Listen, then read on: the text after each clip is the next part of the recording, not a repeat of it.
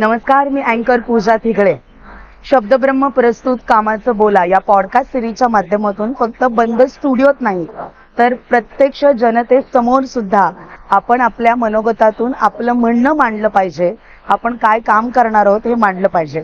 म्हणूनच rotary Club of मंचरने त्यांची पहिलीच निवडणूक, नगरपंचायत झाल्यानंतरची पहिलीच निवडणूक, या पार्श्वभूमीवर या नगरपंचायतीच्या निवडणुकीमध्ये नगराध्यक्ष या पदासाठी महिला उमेदवार राखीव अशा पद्धतीचं आरक्षण पडल्यामुळे सर्व महिला उमेदवार आज इथे जमलेल्या आहेत आणि त्यांच्या मनामध्ये काय नक्की चाललंय हे रोटरी क्लब ऑफ मंचरने जाणून घ्यायचं ठरवलंय आणि त्याच माध्यमातून हे चर्चासत्र आज रंगणार आहे. चला तर मग जाऊयात कामाचं बोला या सिरीज मधल्या या मंचर रोटरी क्लबने आयोजित केलेल्या चर्चासत्रामध्ये.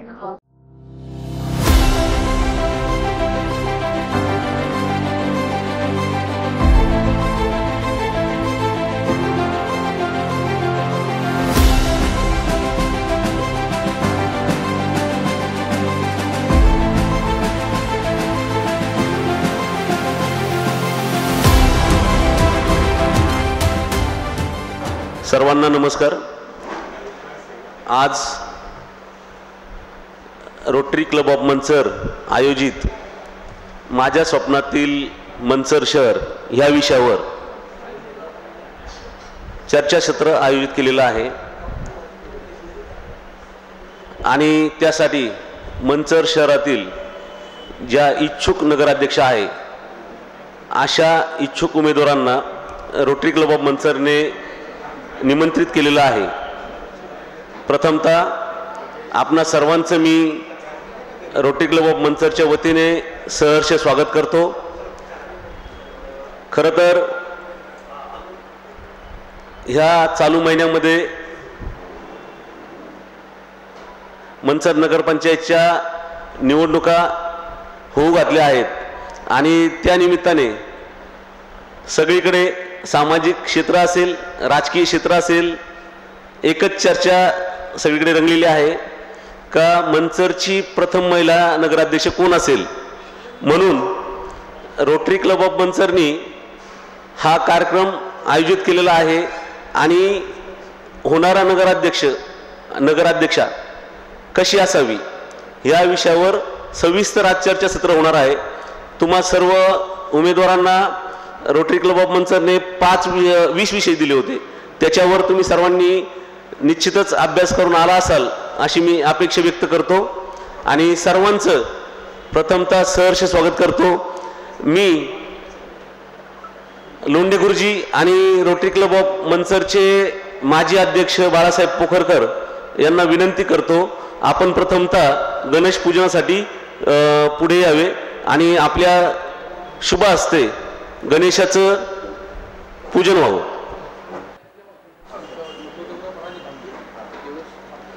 रोटरी क्लबचे माजी अध्यक्ष शरदराव पोखरकर यांना मी विनंती करतो, आपल्या शुभ हस्ते सर्वांना पुष्पगुच्छ देऊन स्वागत करायचं आहे.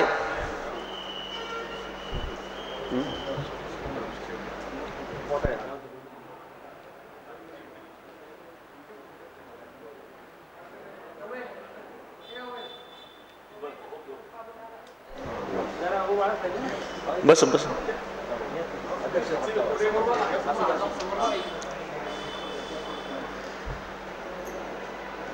सभागृहाच्या खाली बरेचसे श्रोते उभे आहेत. कृपया सर्वांना विनंती करतो, आपण सभागृहात येऊन स्थानापन्न व्हायचं आहे.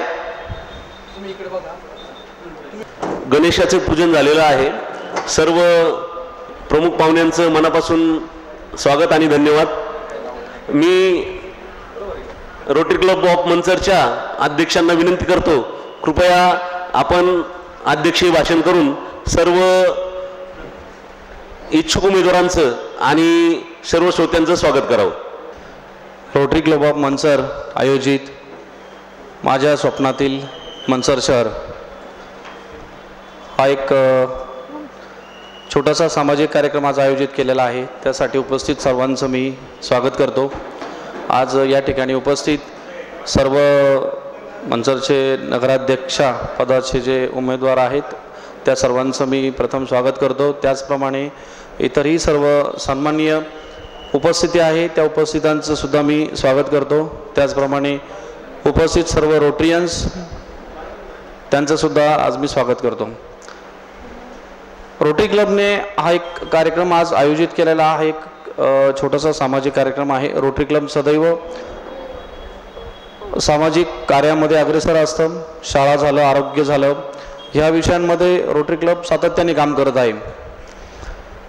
मंचर शहरामध्ये सुद्धा रोटरी क्लब नगरपंचायतच्या माध्यमातून किंवा अजून काही शैक्षणिक क्षेत्रामध्ये झालं किंवा आरोग्य विषय झालं, या ठिकाणी पण रोटरी क्लब सदैव काम करत असतं। छोटे मोठे उपक्रम रोटरी क्लबचे सदैव चालू असतात। तर त्यापैकीच आज एक हा मंचर शहरामध्ये एक कार्यक्रम आज आपण आयोजित करत आहोत। मंचरच्या सर्व लोकांच्या अपेक्षा काय आहेत किंवा ज्या पायाभूत सुविधा आहेत त्याच आम्ही सर्वांना ज्या विषयांवर चर्चा होणार आहे ते विषय आम्ही सर्वांना यादी दिलेले आहेत। त्याच विषयांवरती मुद्द्यांवरती आज आपण चर्चा करणार आहोत। तर मी उपस्थित सर्वांचे एकदा पुन्हा धन्यवाद व्यक्त करतो आज कार्यक्रमात उपस्थित राहिले म्हणून। आणि पुढील कार्यक्रमाची पुढील कार्यक्रमाचे रूपरेषा आमचे रोटरीचे माजी अध्यक्ष प्रशांत शेठ बागल हे आपल्याला सुचवतील। धन्यवाद। खरं तर रोटरी ही जगातील खूप मोठी संस्था आहे। किमान 220 देशांमध्ये रोटरी सामाजिक काम करते, याचा खरंच मला अभिमान वाटतो। कारण रोटरी मेंबर म्हणून आम्ही दरवर्षी 13,000 रुपये फी गोळा करत असतो। तर ही रोटरी जी संस्था आहे ही जगातील 220 देशांमध्ये काम करते, खूप मोठी सामाजिक संस्था आणि निस्वार्थी भावनेने काम करणारी संस्था एकमेव असेल तर ती रोटरी क्लब ऑफ रोटरी आहे। हे जे रोटरी क्लब जे असतात म्हणजे मंचर सारख्या ठिकाणी असतील, तालुक्यामध्ये 1-2 ठिकाणी असतील, नारायणगावला असतील, जुन्नरला असतील, अशा अनेक ठिकाणी नाही का, म्हणजे पुणे जिल्ह्यात बघायला गेलं तर 143 ठिकाणी 143 क्लब आहेत आणि 143 क्लबमध्ये 5,000च्या अबव मेंबर्स आहेत। तर 13, 14,000, 15,000, 20,000 फी काढली जाते आणि रोटरी इंटरनॅशनल रोटरी त्याच्यातून नाही का 9,000 रुपये त्यांच्याकडे जमा करते आणि त्या 9,000 रुपयातून प्रत्येक मेंबरमधून म्हणजे 220 देशांमध्ये किती क्लब असतील, किती मेंबर्स असतील, तर त्या प्रत्येक मेंबरकडून 9,000 रुपये फी जमा केली जाते। आणि ज्या देशामध्ये खरंच गरज आहे एखाद्या गोष्टीची, सामाजिक गोष्टींची असेल, तुमच्या बाकी डेव्हलपमेंटमध्ये असेल, तर त्यावेळी त्याचा सर्वे केला जातो आणि ते पैसे मग ते आरोग्यासाठी असतील किंवा अनेक इतर कारणांसाठी असतील, असा तिथं तो खर्च केला जातो। म्हणजे जसं शासन काम करतं, डिस्ट्रिक्टला जिल्हाधिकारी असतो, तसंच आमच्याकडे नाही का डिस्ट्रिक्ट गव्हर्नर असतो आणि मग तो त्या गोष्टींचा सर्वे करतो आणि ते काम मंजूर करतो। आणि मग त्याचं काम काय असतं का इंटरनॅशनलकडून पैसे आणायचे आणि त्या संबंधित गावामध्ये, त्या जिल्ह्यामध्ये, त्या देशामध्ये द्यायचे। असं इतकं सुंदर काम रोटरीच्या माध्यमातून होत असतं। मी आता शरद पोखरकर यांना विनंती करतो की आपण प्रास्ताविक करावं, कृपया आपण पुढे येऊन प्रास्ताविक करावं।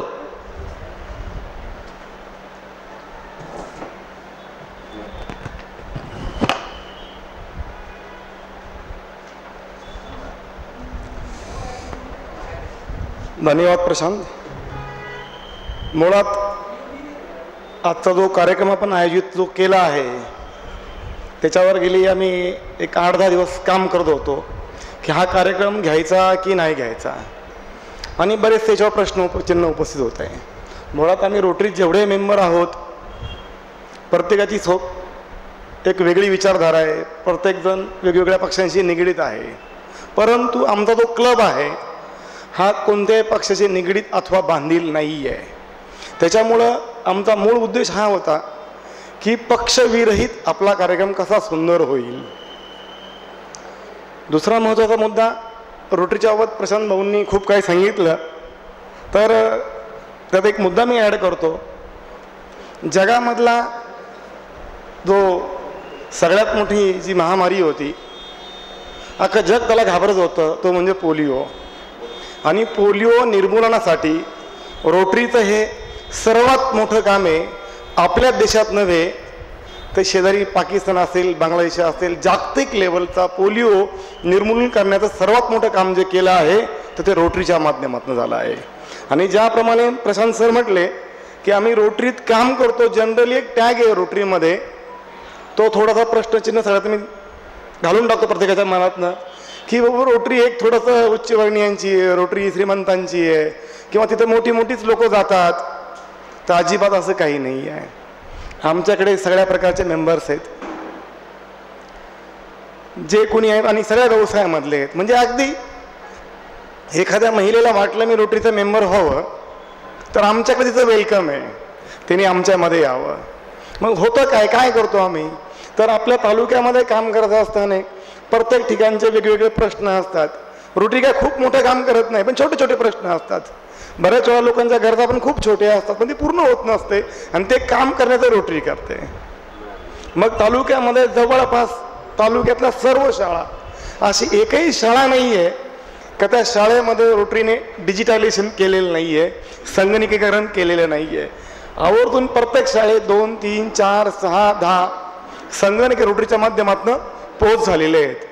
राहिला दुसरा मुद्दा, की प्रशांत भाऊने सांगितल्याप्रमाणे जे काय आम्ही रोटरीला फंडिंग करत असतो त्या फंडिंगच्या व्यतिरिक्त जो दरवर्षी आमचा अध्यक्ष बदलत असतो आणि आमचा जो काही अध्यक्ष होतो इथे, तर ते काम त्याचं खूप खर्चिक असतं. म्हणजे त्याला अध्यक्ष होईल तर त्याला नाही काय म्हटलं तर 2-5 लाख रुपये क्षेत्रे घालावे लागतात. का तर हे जे प्रोग्राम होत असतात प्रत्येक कार्यक्रमाला खर्च होत असतो आणि तो कुठून प्रत्येक वेळी तो रोटरीकडनं येत नसतो, मग तो आपापल्या खिशातनं आपण तो करायचा असतो. असं हे सगळं काय रोटरीचं काम आहे. रोटरीकडे एक सामाजिक बांधिलकी आहे. आणि जो आजचा विषय दिलेला आहे आपण, माझ्या स्वप्नातील मंतर शहर, आनंदाची गोष्ट अशी आहे की नगरपंचायत होऊन काही वर्ष झाले, परंतु काही अडचणीमुळे आपल्याकडे प्रशासक होता. आत्ता निवडणुका लागल्या आणि मंतरचं नगर अध्यक्षपद हे महिलेसाठी खुलं झालं. म्हणजे इतिहासामध्ये याची नोंद केली जाईल की पहिली महिला नगराध्यक्ष. आता आमच्या संकल्पनेतलं जे मंतर शहर होतं, जे आम्ही प्रश्न तयार केले होते, आजही आपण सर्वजण मंतरमध्ये येतो किंवा मंतरची बाजारपेठ असेल, सर्वांना माहिती आहे की मंतरची बाजारपेठ जवळपास बंद पडल्यात जमा आहे. आणि मग त्याला वेगवेगळ्या अडचणी आहेत. आणि ती का बंद पडते, मग इथे क्राऊड का येत नाही किंवा दुपारच्या नंतर मंतरचे रस्ते हे सुनसान असतात. मग ते का सुनसान असतात, इथे क्राऊड काय येत नाहीये आणि आपल्या वेगवेगळ्या अडचणी काय आहेत आणि मग त्याच्यावर आपण काय करू शकतो, यासाठी आजचं हे आपलं चर्चेचं ठेवलेलं आहे. पूजाताई, तसं पाहिलं तर मी जिल्हा स्तरावर तर म्हणणार नाही, पण राज्य स्तराच्या त्या अँकर्स आहेत, त्यांचं जे काम आहे ते खूप अप्रतिम आणि सुंदर आहे. आणि त्यांना मी पहिली सूचना केलेली आहे का इथे ताई, आमचा जो कार्यक्रम आहे, बऱ्याचशा आमच्या महिला ह्या नवख्या आहेत, त्यांना कुठेही अनकम्फर्टेबल वाटेल असं होता कामा नये. का तर ही ज्या काही महिला आहेत, काही महिला प्रथमतः व्यासपीठावर येणार आहेत, त्या कधीच व्यासपीठावर आलेल्या नाही आहेत. परंतु असंही नाही आहे की राजकारणामध्ये किंवा समाजकारणामध्ये त्याला खूप असा काही मोठा अनुभव लागतो, असं काही नाही आहे. आईच्या पोटातनं कोणी काही शिकून आलेलं नाही आहे. आज आपण सगळीकडे एक्झाम्पल्स पाहतो. अगदी मी एक्झाम्पल आवर्जून देईल, मी तो कोणत्या पक्षाचा पार्टीचा हा विषय महत्त्वाचा नाही आहे, परंतु जिद्द चिकटी असेल आपण ठरवलं तर आपण यशापर्यंत नक्की पोहोचतो. याचं सुंदरसं उदाहरण म्हणजे काल परवा अमेरिकेचे इलेक्शन झालं न्यूयॉर्कमध्ये. अगदी नवखा चेहरा 33 वर्षाचा तो तिथला महापौर झाला की 10 महिन्यापूर्वी तो लोकांना माहीत नव्हता, पण तो झाला. मग याची कारणं काय आहेत आणि लोकांना काय हवं आहे. पूर्वीचा कालखंड वेगळा होता, इलेक्शन्स वेगळे होते. आज लोकांच्या अपेक्षा काय आहेत की आमच्या गरजा तुमच्याकडनं पूर्ण झाल्या पाहिजेत, म्हणून लोक तुमच्याकडे खूप अपेक्षेने पाहत आहेत. आणि आजचा जो कार्यक्रम आपला आहे याची प्रश्नावली सर्व महिलांपर्यंत आपण पोहोचवलेली आहे. तरी पण मी एकदा प्रश्न वाचून दाखवतो जेणेकरून आमच्या सर्व श्रोत्यांना त्याची माहिती मिळेल. जो पहिला प्रश्न आहे, महिला सुरक्षा, कचरा व्यवस्थापन, टॉयलेट, आरोग्य, शिक्षण, पार्किंग, गार्डन, खेळाचं मैदान, व्यावसायिक बाजारपेठ, रस्ते, सांडपाणी व्यवस्थापन, पाणी पुरवठा, लायब्ररी, रोजगार निर्मिती, ट्रॅफिक जाम, सरकारी योजनांचा लाभ सर्वसामान्यांपर्यंत पोहोचवणं. का तर शासनाच्या खूप साऱ्या योजना असतात पण सर्वसामान्यांपर्यंत पोहोचत नाही. तर का पोहोचत नाही याचं कारण तुम्हाला उदाहरणादाखल मी सांगतो तुम्हाला. आज आपल्या मार्केटच्या पाठीमागच्या बाजूला किंवा कॉलेजच्या बाजूला एक लहरेच्या साईडला शिंदेवाडीच्या बाजूला पारधी समाज राहतो. त्या समाजाला आजपर्यंत हे माहीत नाही की ते आदिवासी आहेत, ते शेड्यूल ट्रायबल हे त्यांना माहीतच नाही आहे. शिक्षणाचा लांब लांबपर्यंत संबंध नाही आहे. मग ते काय करतात, पडेल ती वेगवेगळी कामं करतात.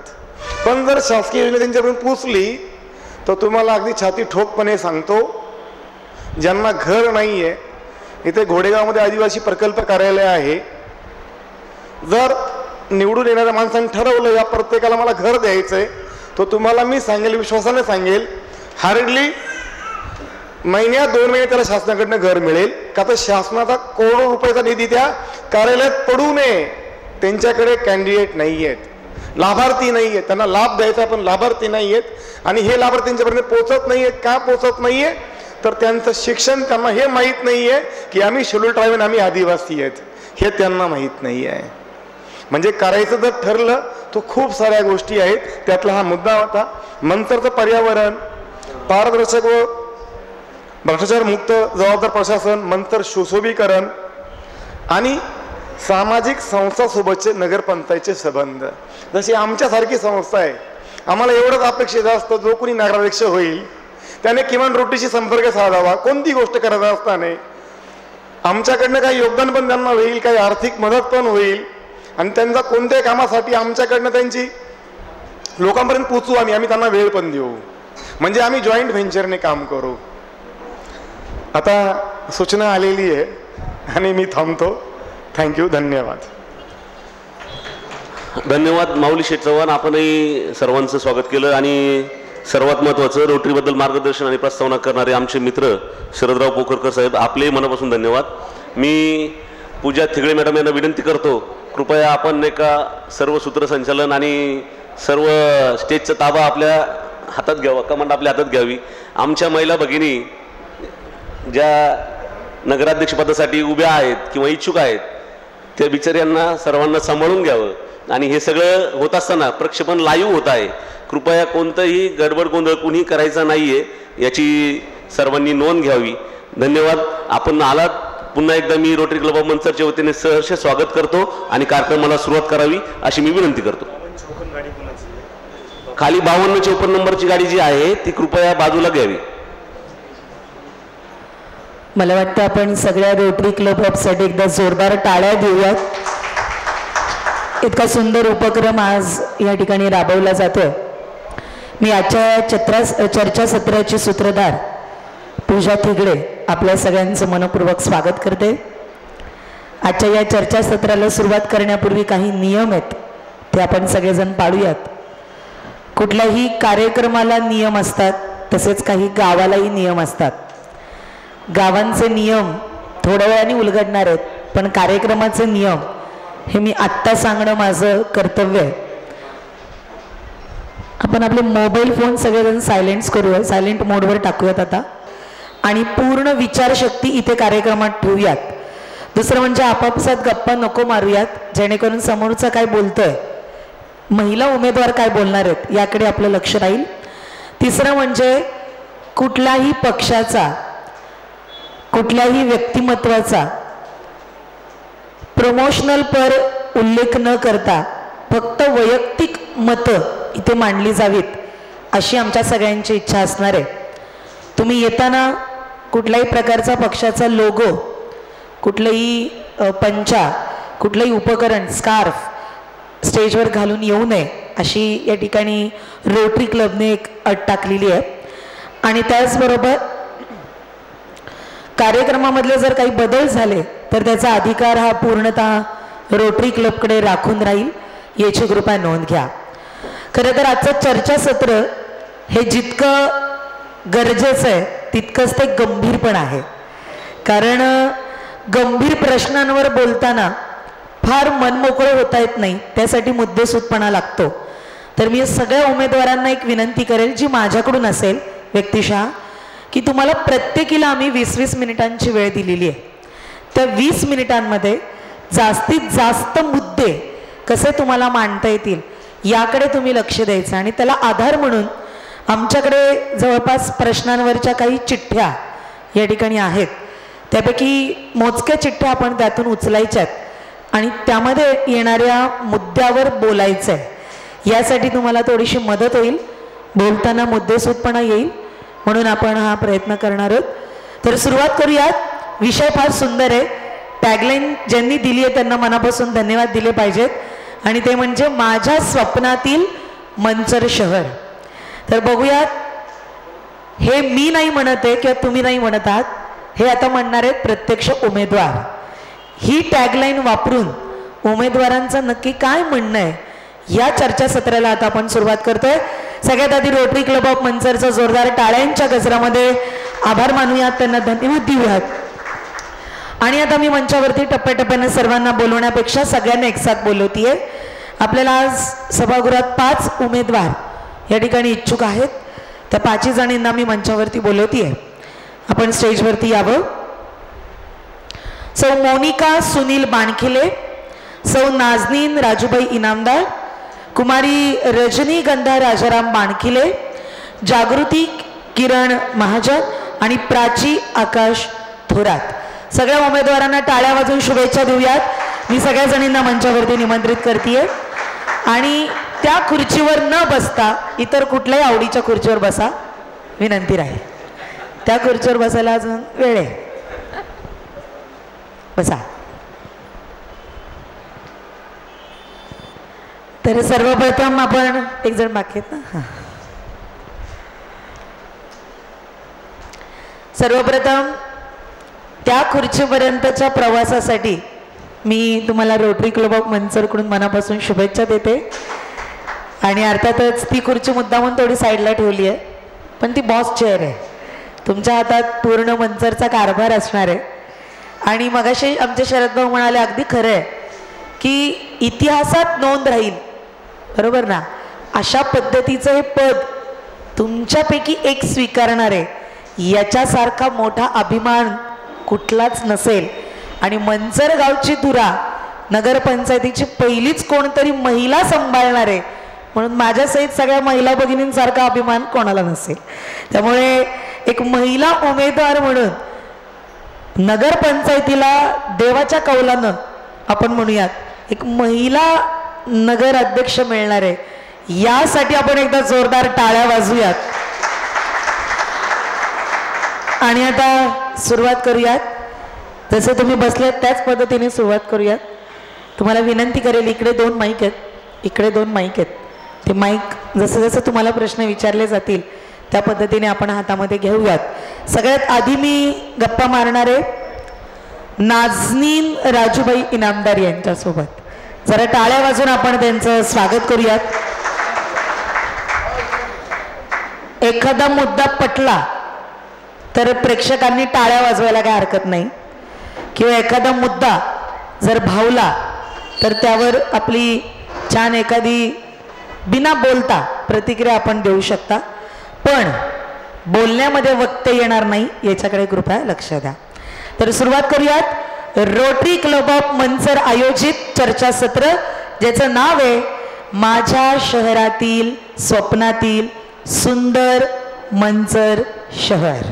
सुरुवात करत आहोत नाजनीन राजूबाई इनामदार यांच्यापासून. तुमचं मनपूर्वक स्वागत. सगळ्यात आधी नाजनीन राजूबाई इनामदार यांच्याबद्दल आम्हाला थोडंसं पर्सनल ओळख ऐकून घ्यायला आवडेल, ज्यामध्ये तुमचं नाव, तुम्ही आतापर्यंत काय करताय, तुमच्या परिवारात कोण कोण आहे, तुमच्या शिक्षणाबद्दल पर्सनल गोष्टी आम्हाला ऐकायला आवडतील. माझे नाव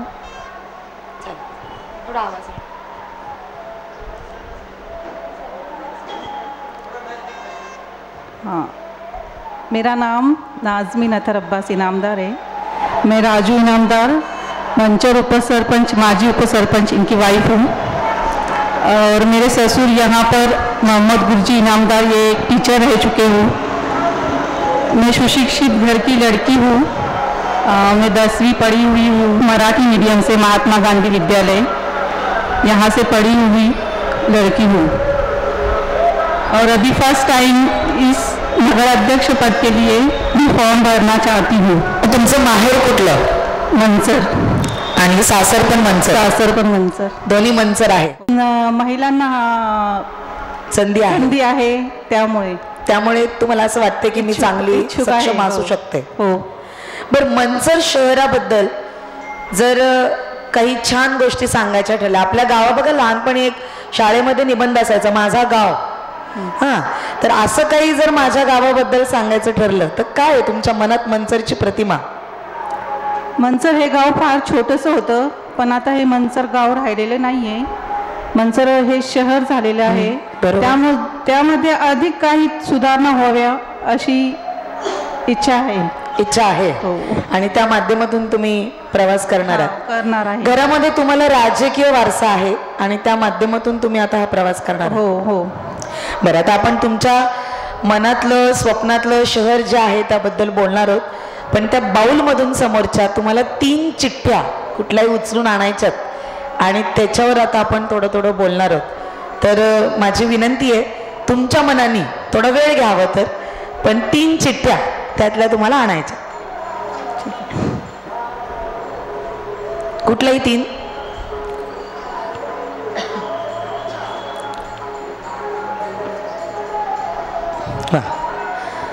येस, तर 3ही चिठ्ठ्या माझ्या हातामध्ये आल्यात. एकदा नाजनीन भाभींसाठी टाळ्या वाजूयात, बघूयात काय मुद्दे आलेत त्यांच्या वाट्याला, ज्या मुद्द्यांवर त्या स्वतःला सिद्ध करू शकणार आहेत आणि मंचर शहराच्या नागरिकांसमोर आपलं मनोगत मांडू शकणार आहेत, त्यांच्या स्वप्नातलं शहर मांडू शकणार आहेत. तर सुरुवात करूयात. पहिलं काम किंवा पहिला प्रश्न तुमच्यासाठी ज्याच्यावर तुम्ही बोलू शकता असं आलंय, सामाजिक संस्थांबरोबरचे नगरपंचायतीचे संबंध.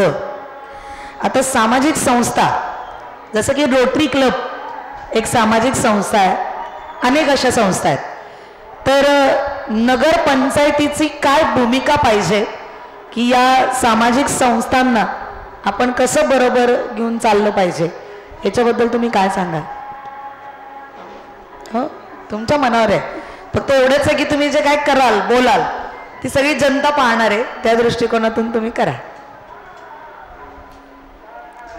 सामाजिक संस्थाबरोबर संबंध यामध्ये रोटरी क्लब हा लायसन्स क्लब यासारख्या मोठ्या संस्थांबरोबर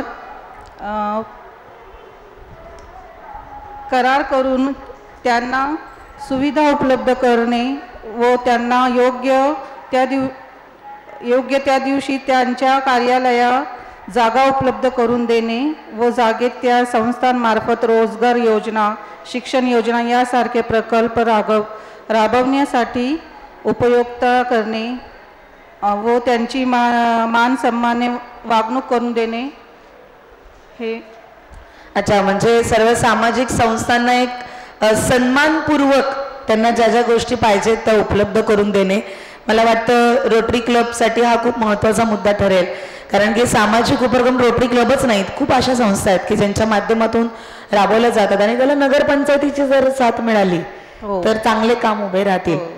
तुमच्या आज रोटरी क्लबच्या या कार्यक्रमामध्ये या सामाजिक संबंधांप्रती पहिली एक गोष्ट अशी कुठली आहे की मी नगराध्यक्ष जर झाले तर या सामाजिक संस्थांना माझ्याकडून ते योगदान राहील, अशी एक गोष्ट कुठली?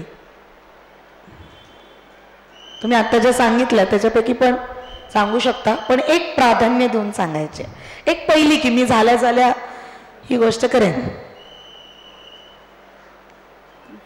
कारण काय माहिती का, सामाजिक संस्था या आरसा आहेत तसं पाहायला गेलं तर, त्या समाजाला जागेवर पण आणतात आणि समाजाला एकत्रित घेऊन प्रवाहाने पण चालतात.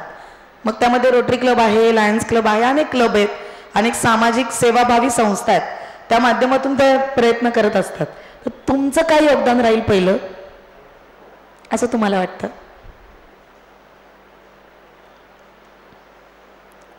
तुम्ही त्यापैकी सांगितलं तरी चालेल एखादं.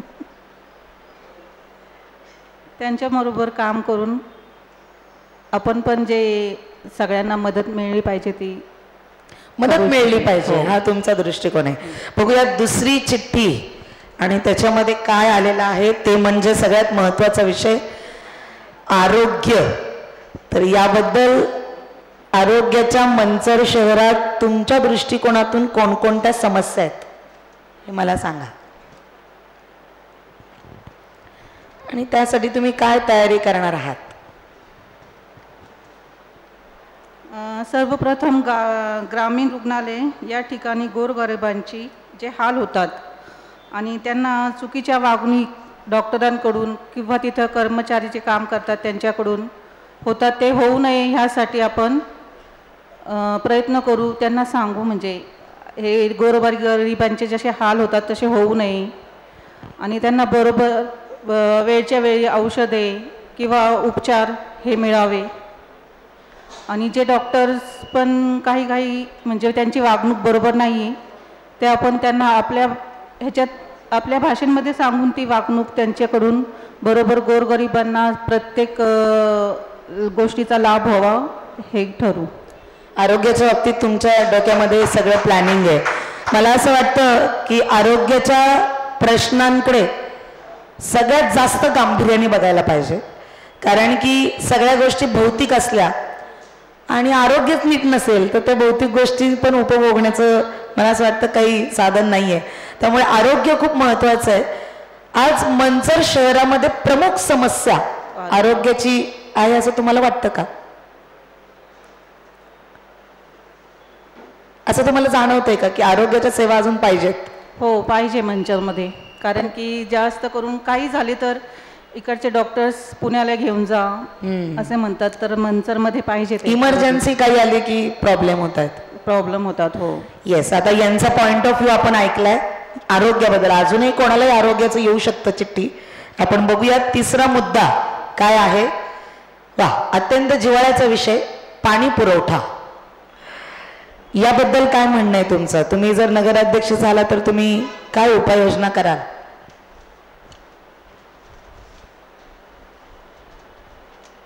माझी एक इच्छा आहे, म्हणजे आज थोडंसं मोकळं वातावरण ठेवूयात. अजिबात दडपण घेऊ नका कशाचं, गप्पा मारा छान माझ्याशी. मी छान प्रश्न विचारते की नाही, माझ्याकडे कुठली स्क्रिप्ट नाही आहे. एकदम छान मनाला वाटेल तसं. आणि मला रोटरी क्लबला जे अपेक्षित आहे ना ते असं आहे, मी एका वाक्यात सांगते की मी नगराध्यक्ष झाल्यानंतर मी काय करणार, बस एवढंच भविष्यातलं बोलायचं आहे सगळं. आणि मला असं वाटतं तेच मुद्द्याचं आहे. हां, कामाचं बोललं गेलं पाहिजे. आज नुसती चर्चा नको, तर कामाची चर्चा झाली पाहिजे. तर त्या मुद्द्यांवर आपण गप्पा मारूयात, छान चर्चा करूयात. पाणी पुरवठा. आज असलेली पाणी पुरवठा योजना व रखडलेली पाणी पुरवठा योजना यामध्ये दुरुस्ती करून डिंबे धरणारे मंचरपर्यंत नवीन पाईपलाईन करून पाणी पुरवठा योजना राबवण्यासाठी व पाणी पुरवठा सगळ्या ह्याच्यामध्ये बरोबर व्हावं आणि पाणी शुद्धीकरण पण होऊन मंचरमध्ये हे ते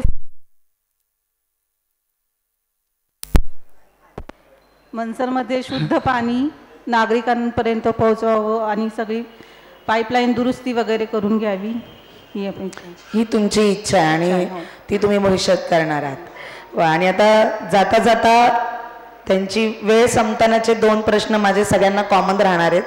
आणि ते म्हणजे या सगळ्या मंचरवासियांनी तुम्हालाच का मतदान करावं, हा माझा प्रश्न सगळ्यांना कॉमन राहणार आहे. तुम्हालाच का निवडावं, या बाकीच्यांना का निवडू नये असं थोडक्यात आहे त्याच्या पाठीमागे.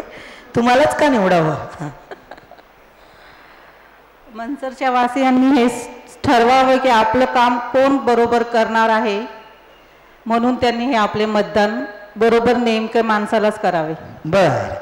आणि दुसरा प्रश्न, ते तर प्रश्न नाहीये, जाता जाता एक आव्हान तुम्ही सगळ्यांना मला असं वाटतं करावं तुमच्या स्वतःच्या वैयक्तिक दृष्टिकोनातून आणि मंचरच्या जडणघडणीच्या दृष्टिकोनातून, विकासाच्या दृष्टिकोनातून एक आव्हान प्रत्येकीला करायचंय. तर तुमचं काय आव्हान असेल मंचरच्या जनतेला? मंचरच्या जनतेला आव्हान नाही, माझी एक रिक्वेस्ट आहे की त्यांनी आपले नगराध्यक्ष अशी निवडावी की आपले सगळे कामं बरोबर व्हावीत व आपण त्यांना जे पण विचार मांडू ते त्यांनी करावेत. बर, जरा टाळ्या वाजवूयात आपण नाझनीन राजूबाई इनामदार यांच्यासाठी. आणि त्यांना 3 मुद्दे आले होते, त्या 3 मुद्द्यांवर प्रश्नांवर त्यांनी छान बोललं गेलं त्यांच्याकडनं. आणि मला असं वाटतं की जेव्हा मंचरच्या शहराची प्रश्नावली आपण काढायचं ठरवलं तेव्हा जवळपास 30 ते 35 प्रश्न आपल्यामध्ये निघालेत आणि त्या माध्यमातून आपण एक मुद्द्यांवर आता हात घालणार आहोत. पहिल्या 3 मुद्द्यांवर तुम्ही तुमच्या मनातलं बोललेलं आहात, तुमचे त्या प्रश्नांवर उत्तरं तुम्ही दिली आहेत. आता बघूयात दुसऱ्या जणी ज्या हकदार आहेत त्या कशा पद्धतीने याच्यावर आपली मतं मांडतायत. तुम्हाला खूप खूप शुभेच्छा रोटरी क्लब ऑफ मंचरकडून. थँक्यू. येस. तर आता आपण जाऊयात प्राची आकाश थोरात यांच्याकडे. जरा टाळ्या वाजून आपण त्यांचं स्वागत करूयात. नमस्कार. नमस्ते. सगळ्यात आधी तुमचं मनपूर्वक स्वागत थँक्यू आजच्या या चर्चा सत्रामध्ये. तर माझी इच्छा आहे तुम्ही जरा स्वतःची ओळख तुम्हीच करून द्यावी सगळ्यांना. माझं नाव प्राची आकाश थोरात. मी संजय जिजाबा थोरात यांची सून आहे. माझं शिक्षण bachelor in business administration in agri business मॅनेजमेंटमध्ये झालेलं आहे. Agri business management. Yes. MBA. MBA. आमच्या घरामध्ये 5 लोक आहेत आणि मला रिसेंटली मुलगी झाली आहे 8 महिन्याची. अभिनंदन तुमचं. थँक्यू. बरं, आता या मंचर शहरात तुम्हाला किती वर्ष झाले आणि तुमचं माहेर कुठलं? माझं माहेर रांजणीच आहे. 4 वर्ष झाले मी मंचरमध्ये राहिले लग्न झाल्यानंतर. मग तिकडे काही राजकीय वारसा आहे का माहेरी? नाही. इकडे आहे आणि हो. त्या मार्फत तुम्हाला चालायचंय पुढे. हो. बरं, आता तुम्हाला पण 3 चिठ्ठ्या उचलायच्यात त्यातल्या आणि बघूया तुमच्या वाट्याला कुठले प्रश्न या निमित्ताने येत आहेत. Yes, thank you. बसू शकता. पहिला मुद्दा, मंचर शहराची एक अशी शहराच्या मध्यवर्ती एक गरज आहे शहराला आणि ती म्हणजे इथे कुठेही आजी आजोबांना वाटलं नातवाला घेऊन जावं किंवा मुलांना वाटलं जाऊन तिथे छान खेळावं तर मध्यवर्ती आजूबाजूला आहेत थोडेफार पण इथे मधी गार्डन नाही आहे. तर त्याबद्दल तुमच्या मनात काय स्वप्न आहेत? मला पण हा पॉईंट खूप आधी वाटलेला जेव्हा मंचरमध्ये शिफ्ट झालं की इथं गार्डन का नाही की कोणी आलं आपल्याकडे वगैरे तर आपण कुठेही जाऊ शकत नाही मुलांना घेऊन. सो जर मी नगराध्यक्ष झाले तर मी पहिलं आपल्या लहान मुलांपासून ते ज्येष्ठ नागरिकांपर्यंत नाना नानी पार्कची सुविधा उपलब्ध करून देईल जिथे आणि एक आपलं हेल्थचे जे आहेत एक्सरसाइजचे जे मॉडेल्स आहेत ते एक उभं करण्याचा प्रयत्न करेल. म्हणजे गार्डनचे इक्विपमेंट आहेत जे ते ओपन जिम असं म्हणतात. आणि गार्डन कसं असावं तुमच्या दृष्टिकोनातून? मंचर शहरात किती कुठल्या अंतरावर कसं काय असावं गार्डनमध्ये? ओपन जिम नाना नानी पार्क 2 मुद्दे झाले. नाना नानी पार्क असायला हवं मुलांसाठी खेळण्यासाठी ते स्विंग्स वगैरे ह्या सगळ्या गोष्टी. छोटंसं एक तलाव तिथे डक वगैरे ह्या सगळ्या गोष्टी आणि शांत ठिकाणी की जिथे कुठलाही असं शोर नसणार कार्सचा वगैरे असं. म्हणजे रहदारी कमी आणि नैसर्गिक ठिकाणी की तिथे गेल्यावर वाटलं नाही पाहिजे की आम्ही शहरातच पार्क आहे असं. आणि गार्डन होण्याची गरज का वाटते अशी का वाटते? आता मंचर गाव हे गाव राहिलं नाही शहर होत चाललंय त्याच्यामुळे कसं आता गावाकडचं जे आहे आता जसं ग्रीनरी आपण म्हणू ती कमी होत चालली आहे. सो गार्डन हे एकच माध्यम पुढे राहील की जिथे निसर्गाचा ज्याला सहवास हवा तो तिथे तरी उपभोगता येईल त्या व्यक्तीला. अच्छा, म्हणजे निसर्गाच्या सानिध्यात जाऊन बसता यावं. येस. 2 छान गप्पा मारता यावे. ज्याला पुस्तक वाचायचं निवांत ठिकाणी तिथे तो वाचू शकेल. टाइम जसा स्पेंड करायचा ज्याला तो नैसर्गिक ठिकाणी तिथे जाऊन करू शकेल. निसर्गाच्या सानिध्यातलं गार्डन पाहिजे. येस. अशी तुमची इच्छा आहे. येस. आणि त्यासाठी तुम्ही प्रयत्न करणार आहे. आता दुसरा मुद्दा बघूयात काय आहे. महत्वाचा मुद्दा रोज घराघरात निर्माण होतो पण तो कुठे टाकायचा असा मात्र प्रश्न पडतो. आणि मग त्याचं जर व्यवस्थापन गणलं तर शहर अस्वच्छ होतं. ते म्हणजे कचऱ्याचं व्यवस्थापन. आजपर्यंत मंचरमध्ये हे व्यवस्थापन कसं सुरू आहे? आणि ते जर चांगलं नसेल तर ते तुम्ही कसं बदलवणार? तुमच्या मनामध्ये त्याच्याबद्दलच्या काय संकल्पना, प्लॅनिंग काय आहे कचरा व्यवस्थापनाचं, ते आम्हाला सांगा. पहिला म्हणजे वेळोवेळी कचरा आपण गोळा केला पाहिजे. त्याच्यानंतर त्याचं सेपरेशन झालं पाहिजे. ओला कचरा, सुका कचरा, इलेक्ट्रॉनिक वेस्टसुद्धा हे झालं पाहिजे. जे इलेक्ट्रॉनिक वेस्ट झालं त्याच्यानंतर जो ओला कचरा आहे त्याचा आपण प्रोसेस करून खत निर्मिती केली पाहिजे ऑर्गॅनिक, आणि ती आपल्या शेतकऱ्यांना अफोर्डेबल प्राईसमध्ये आपण दिली पाहिजे. हे आहे नियोजन आहे की कचऱ्याचं सेपरेशन, हे नियोजन खूप महत्वाचं आहे. पण जेव्हा हे सेपरेशन होईल त्याच्यानंतर काय? त्याच्यानंतर आपण एक छोटासा प्लांट उभा करू जिथे आपण रिसायकल करू शकू गोष्टी. खतं निर्माण करण्यासाठी ज्या गोष्टी लागतात, इक्विपमेंट्स, ज्या मशिनरीज, रिसायकल, ओला कचरा करून ज्याच्याने खत निर्माण होणार आहे, त्याचा छोटासा एक प्लांट उभा करता येईल नगर पंचायतच्या माध्यमातून आपल्याला, आणि मग खत निर्मिती करून आपण अफोर्डेबल प्राईसमध्ये शेतकऱ्यांना देऊ शकतो. जरा मला प्रेक्षकांना पण विचारायचं आहे, मंचर शहरात कसं व्यवस्थापन आहे कचऱ्याचा? रोज कचरा गाडी येते का? येते. पण त्यानंतर कचऱ्याचं व्यवस्थापन तुमच्या दृष्टीने होतं का व्यवस्थित? नाही होतंय. तर त्याच्यावर तुमचा काय उपाय असणार आहे? म्हणजे हा कचरा एकदा साठला की त्याचं काय पुढे? सगळ्यात पहिलं होतं कसं, कचरा गाडी येते पण जे कचरा टाकतात ते सगळं मिक्स करून टाकतात. अच्छा, असं आपण सांगतो, ते लोक सांगतात आपल्याला की सेपरेट करून द्या, पण आपण म्हणजे नागरिक अजून एवढा अवेअर नाही की आपण गांभीर्याने ती गोष्ट घेतोय की आपण सेपरेट करून दिलं की त्या गोष्टी लवकरात लवकर सॉल्व्ह होतील. मिक्स कचरा आला की प्लास्टिक आलं, नंतर ओला कचरा, सुका कचरा, असं. मग तिथे जाऊन पुढे काय होतं ते अजून मलाही आयडिया नाही आहे. बट जर आपण नागरिकांपासूनच सुरुवात केली कंपल्सरी की ओला कचरा, सुका कचरा सेपरेट द्या, इलेक्ट्रॉनिक वेस्ट सेपरेट द्या, तिथून पुढे ते प्रॉब्लेम पुढे सॉल्व्ह होतील. बरं, आता तिसरा मुद्दा बघूयात काय आहे चिठ्ठीमध्ये, आणि त्याच्यावर तुम्हाला बोलायचं आहे. त्यावर आपण, वा, चांगला मुद्दा आलाय. खरं तर अन्न, वस्त्र, निवारा याच्यानंतर माणसाच्या 2 गरजा आहेत ज्याशिवाय माणूस समृद्ध होऊ शकत नाही. एकावर आपण बोललो आरोग्य, आणि दुसरं आहे शिक्षण. तर मंचर शहरामध्ये शिक्षणाच्या सुविधा कशा आहेत, त्या चांगल्या आहेत का, आणि जर नसतील तर तुमचं प्लॅनिंग काय आहे? आता मंचर शहर झालंय तर डिजिटलायझेशन पण झालेल्या गोष्टी पाहिजेत आपल्याकडे. आपण ZPच्या स्कूल्समध्ये नगरपंचायत थ्रू डिजिटलायझेशन देण्याचं काम करू शकतो. जे की आता जे प्रायव्हेट स्कूल्स आहेत जे स्क्रीन थ्रू वगैरे दाखवतात, AV थ्रू वगैरे, ते शिक्षण आपण ZP स्कूल्सच्या विद्यार्थ्यांना पण उपलब्ध करून दिलं तर ते बेटर राहील, मला असं वाटतं. अच्छा, म्हणजे तुमचं प्राथमिक शिक्षण आणि माध्यमिक शिक्षणावर जास्त भर आहे. येस, त्याच्यावर जास्त तुम्हाला काम करायचं. येस. असंच का? कारण की आपल्याकडे सोसायटीमध्ये होतं कसं, मूल झालं का सगळ्यांना वाटतं प्रायव्हेट स्कूलमध्ये दिलं पाहिजे, इंग्लिश मिडियमला पाठवलं पाहिजे. पण जे मुलं अफोर्ड करू शकत नाही पॅरेंट्स, ते ZP स्कूलमध्ये टाकतात, पण तिथे एवढ्या सुखसुविधा उपलब्ध नाहीये. पण आत्ताची जर मंचर शहराची शाळेची परिस्थिती पाहिली तर अत्यंत बिकट आहे. जिल्हा परिषदेची त्याच्यावर कुठल्याही प्रकारचं नियंत्रण नाहीये, असं एकंदरीत मी अभ्यास केला त्यानुसार जाणवलं.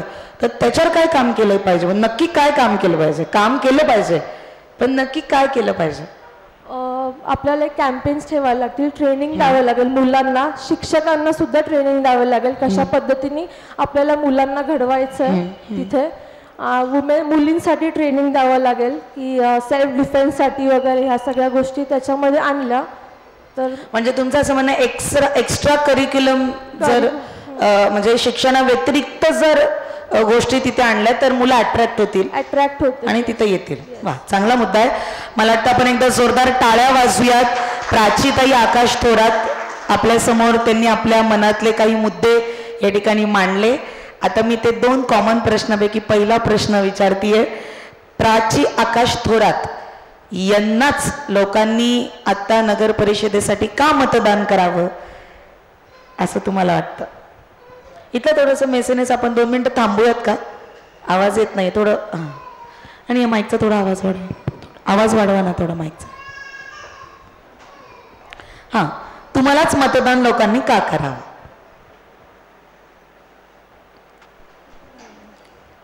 Just 2 minutes. Yes yes, you can take your time. कारण की हा एकट्या दुकट्याचा प्रश्न नाही. मी आता मागाशी विचारलं नगरसंख्या किती आहे, तर 20,000 लोकांचा प्रश्न आहे.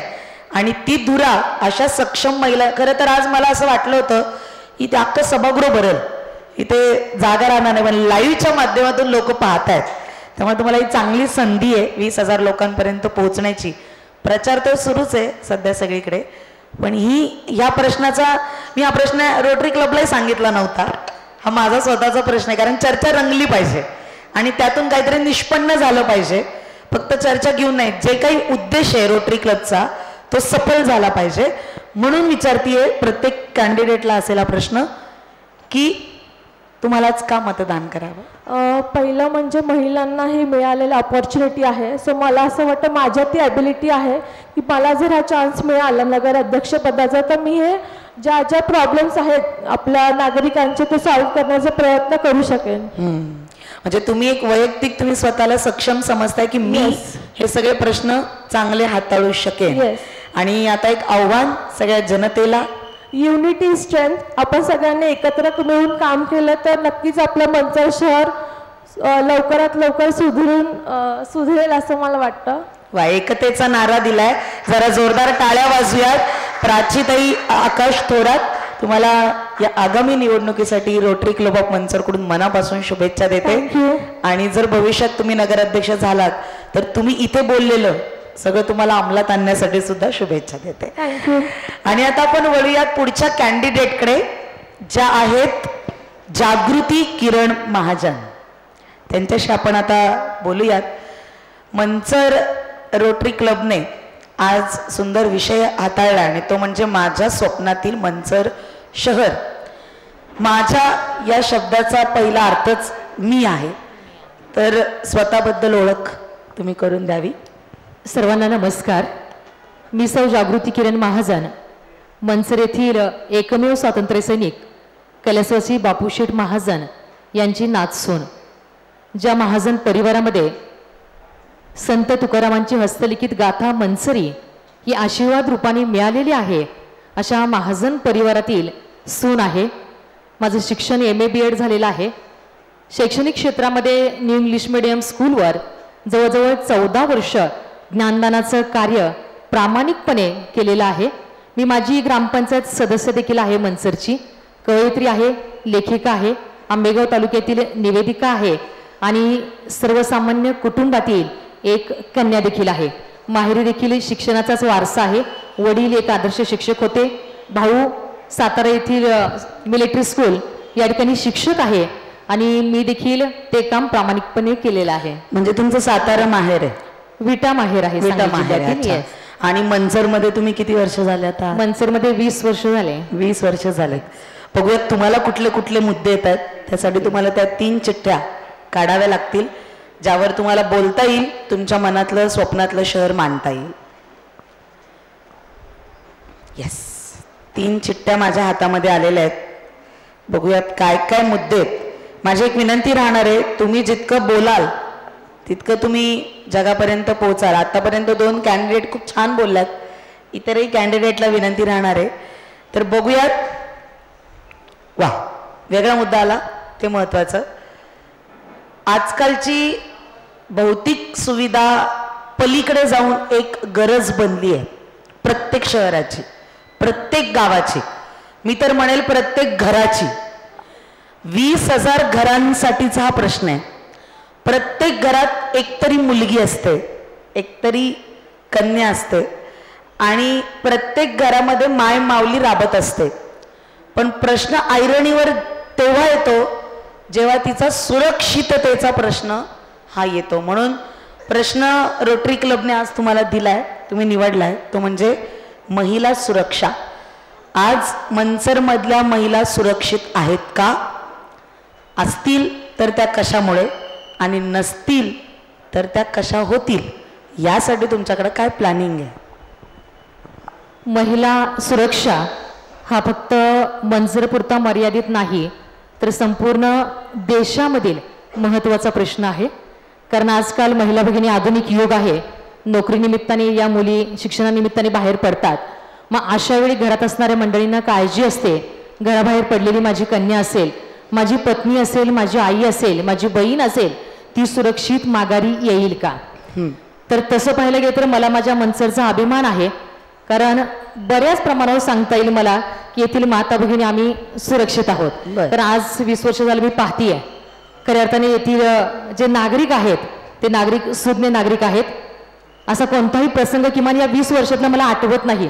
बरं, 20 वर्षात आठवत नाही, पण जागृतीताई पुढच्या 5 वर्षाची परिस्थिती अजून बिकट होऊ शकते. बरोबर आहे. पुढे काय उपाययोजना? तर महिला भगिनी सुरक्षित राहण्याकरता आपल्याला म्हणजे गव्हर्नमेंटचा हेल्पलाईन नंबर असतो, परंतु फक्त मनसर करता लिमिटेड असा हेल्पलाईन नंबर की जो ती महिला भगिनी पटकन लक्षात ठेवेल, कुठे असेल तिथून तिला पटकन हेल्प मिळेल, मदत मिळेल, असा एक हेल्पलाईन नंबर की जो मनसर करता लिमिटेड असेल, जो पोलीस स्टेशनशी कनेक्टेड असेल, असा हेल्पलाईन नंबर आपल्याला एक महिला भगिनींना देता येईल. त्याचबरोबर मनसर पोलीस स्टेशन आता पाहिलं तर गावाच्या बाहेर आहे, तर मनसर पोलीस स्टेशनचं एक युनिट आपल्या गावामध्ये मध्यवर्ती ठिकाणी असायला हवं. ती आत्ताची खूप गरज आहे, कारण कोणताही प्रसंग घडला तर या माता भगिनी महिला भगिनी पटकन पोलीस स्टेशनला जाऊ शकत नाहीत. आणि जे दामिनी पथक म्हणतात त्या पद्धतीचं पथक की जे रात्र दिवस कार्यरत असेल आमच्या माता भगिनींकरता, आमच्या महिला भगिनींकरता, की ज्या जर त्या माता भगिनीवर एखादं संकट आलं, ती जर एखाद्या अडचणीत असेल तर पटकन तिला सहकार्य करू शकते. तीनही योजना म्हणजे हेल्पलाईन असो, पोलीस स्टेशनच्या माध्यमातून एक युनिट स्थापन केलेलं असो किंवा दामिनीसारखं पथक असो, हे ऑलरेडी पोलीस खात्यामध्ये सुरू आहे. या व्यतिरिक्त अशा काय योजना आहेत की ज्या तुम्ही एक तुमच्या कल्पकतेने महिला सुरक्षिततेच्या माध्यमातून राबवाल? या तर पोलिसांचा भाग झाला, म्हणजे हेल्पलाईन नंबर हा पोलिसांचा भाग आहे, आपण त्याच्यावर नियंत्रण ठेवू शकतो. दुसरा मुद्दा तुम्ही सांगितलं की वेगळं कक्ष, तो पण आता महिला पोलीस अधिकारी आहेतच आपल्या मनसर शहरात. आणि तिसरा मुद्दा तो म्हणजे तुम्ही सांगितला की दामिनी पथक, ते पण सगळ्या पोलीस स्टेशनला सक्रिय असायला हवं, सक्रिय असायला हवं, नियंत्रण आहे, ते सगळं आहेत. हेल्पलाईन नंबर पण बऱ्याच वेळेला आता मध्यंतरी आर्थिक थोडासा फ्रॉड झाल्यानंतर जो हेल्पलाईन नंबर दिलेला असतो तो 4 वेळा 5 वेळा ट्राय केला तर लागतोच याची गॅरंटी नाहीये, किंवा पटकन तुम्हाला मदत मिळेल याचीही गॅरंटी नाहीये. तर 24 तास 12ही महिने 8ही दिवस पूर्णपणे सक्रिय राहील असा हेल्पलाईन नंबर, आणि त्या महिलेला त्या भगिनीला पटकन मदत मिळेल असा हेल्पलाईन नंबर की जो मर्यादित असेल, मनसर मर्यादित असेल. ओके असा. आणि पुढील म्हटलं तर महिलांच्या सुरक्षिततेकरता माझ्या मनसरमध्ये सर्व माता भगिनी महिला स्वतः सक्षम व्हाव्यात याकरता आज कराटे, जुडो कराटे सारखं जे प्रशिक्षण आहे आजच्या माता भगिनींना, महिला भगिनींना अतिशय गरजेचं आहे. तर ते प्रशिक्षण मी नगरपंचायतीच्या माध्यमातून शाळांमधील कॉलेजमधील मुलींना, फक्त मुलींनाच नाही तर घरी असणाऱ्या गृहिणींना देखील देऊन त्यांना या ठिकाणी स्वतः सक्षम बनवू शकते. कारण आजची ही नारी आहे, नारी को निंदना नाही, नारी नर की खान, जिस खानी में पैदा हुए रामकृष्ण हनुमान. तर आजची ही नारी आहे, आधुनिक युगातील नारी आहे, ती स्वतःला सक्षम समजते आणि तिला अधिक सक्षम बनवण्याकरता देखील मी 100% प्रयत्न होत असेल. नक्की. आता बघूयात पुढचा मुद्दा, परत तोच ऐरणीवरचा मुद्दा आलेला आहे की संपूर्ण मनसर नगर पंचायतीमध्ये आज असणाऱ्या आरोग्य सुविधा या मनसर शहराच्या संख्येच्या गणितात अत्यंत अपुऱ्या पडत आहेत. आणि मगाशी जसं दुसऱ्या कॅन्डिडेटने मुद्दा मांडला तो पण अगदी खरा आहे की इमर्जन्सी जर एखाद्याला हृदयविकारासारखा झटका आला तर बहुतांश वेळा डॉक्टर सांगतात की नाही पुण्याला हलवा. तर याच्याबद्दल काय उपाययोजना केली पाहिजे? आरोग्याला एक वेगळा अँगल पण आहे.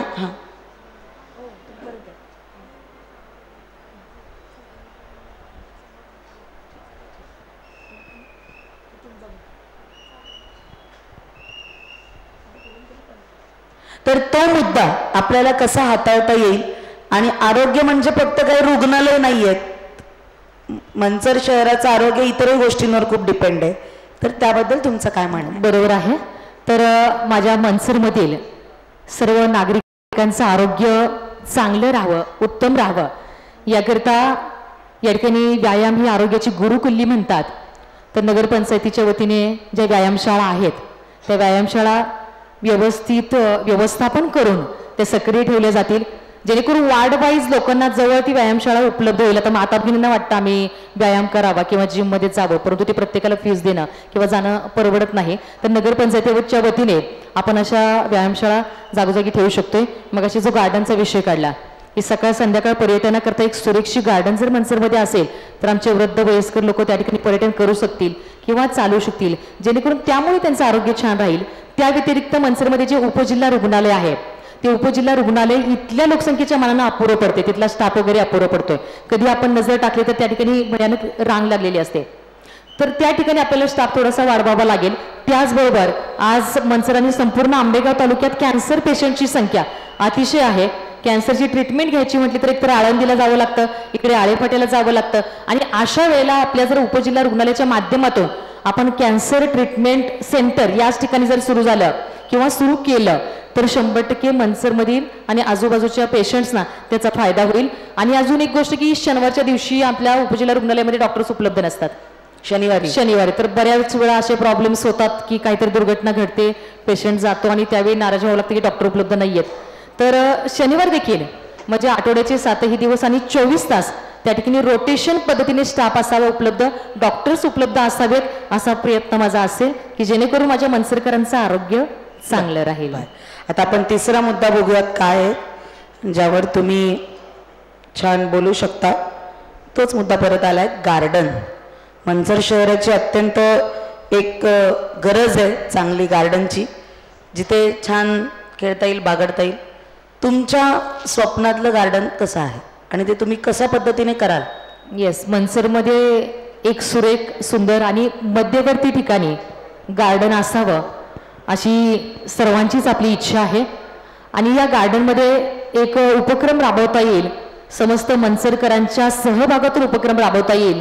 की आपण पाहतो की आपल्या घरामध्ये एखाद्या चिमुकल्याचा वाढदिवस असतो तर आपण अनोख्या पद्धतीने वाढदिवस साजरा करतो. तर माझी इच्छा आहे की त्या गार्डनमध्ये एक ठराविक भाग, तो पार्ट असा असेल की आपल्या परिवारातील आपल्या आईचा असेल वाढदिवस किंवा वडिलांचा वाढदिवस असेल किंवा चिरंजीवाचा वाढदिवस असेल तर त्या दिवशी एक सुरेखचं झाड त्या ठिकाणी आणून त्या गार्डनमध्ये लावलं जाईल.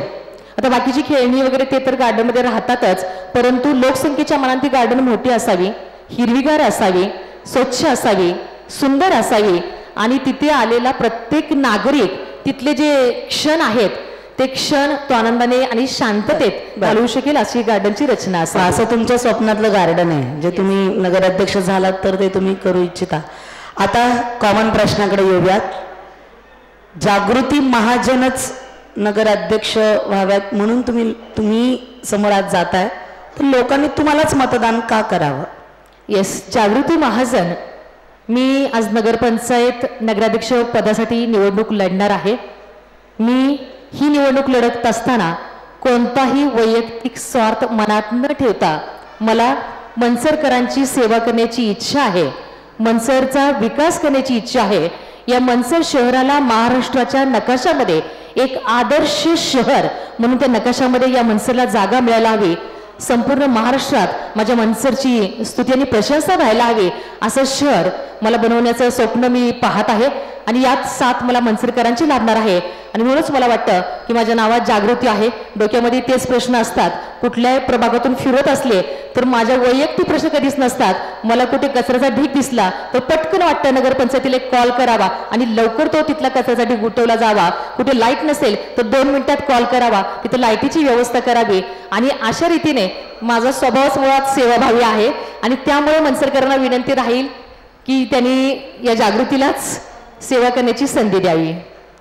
हे आव्हान आहे, त्यांनी आव्हान पण केलंय शेवटी तुम्हाला आणि नावातून सांगितले की मी जागृत असते म्हणून माझं नाव जागृती आहे. आणि आतापर्यंत तुम्ही फोन करताय पण त्याला पॉवर नाहीये, ती पॉवर आली पाहिजे पदाची, त्यासाठी तुम्ही प्रयत्न करताय.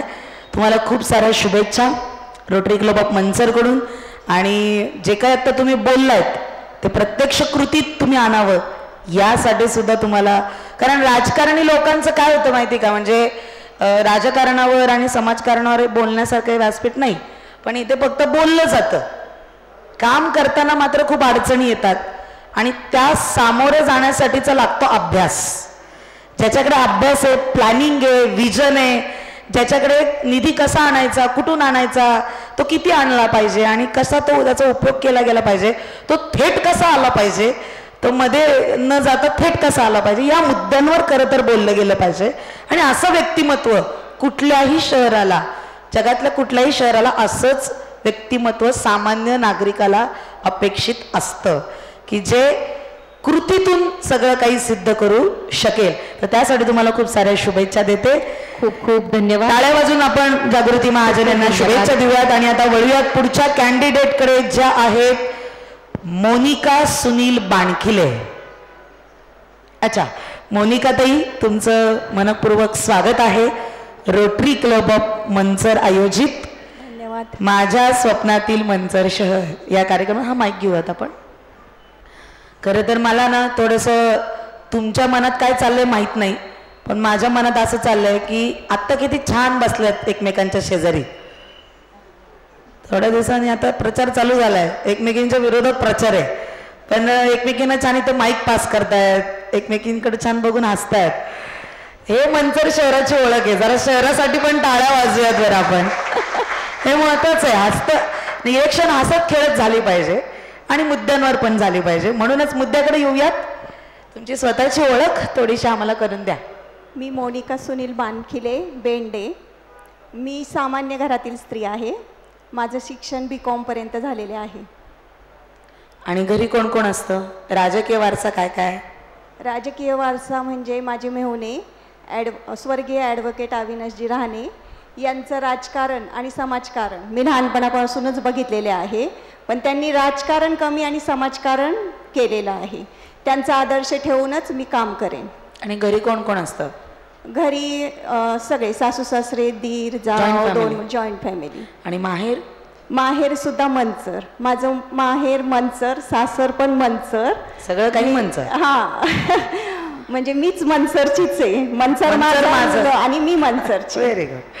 चला आपण बघूयात. एक 3 मुद्दे तुमच्या वाट्याला कुठले येत आहेत काढा. 3 चिठ्ठ्या काढा, बघूयात.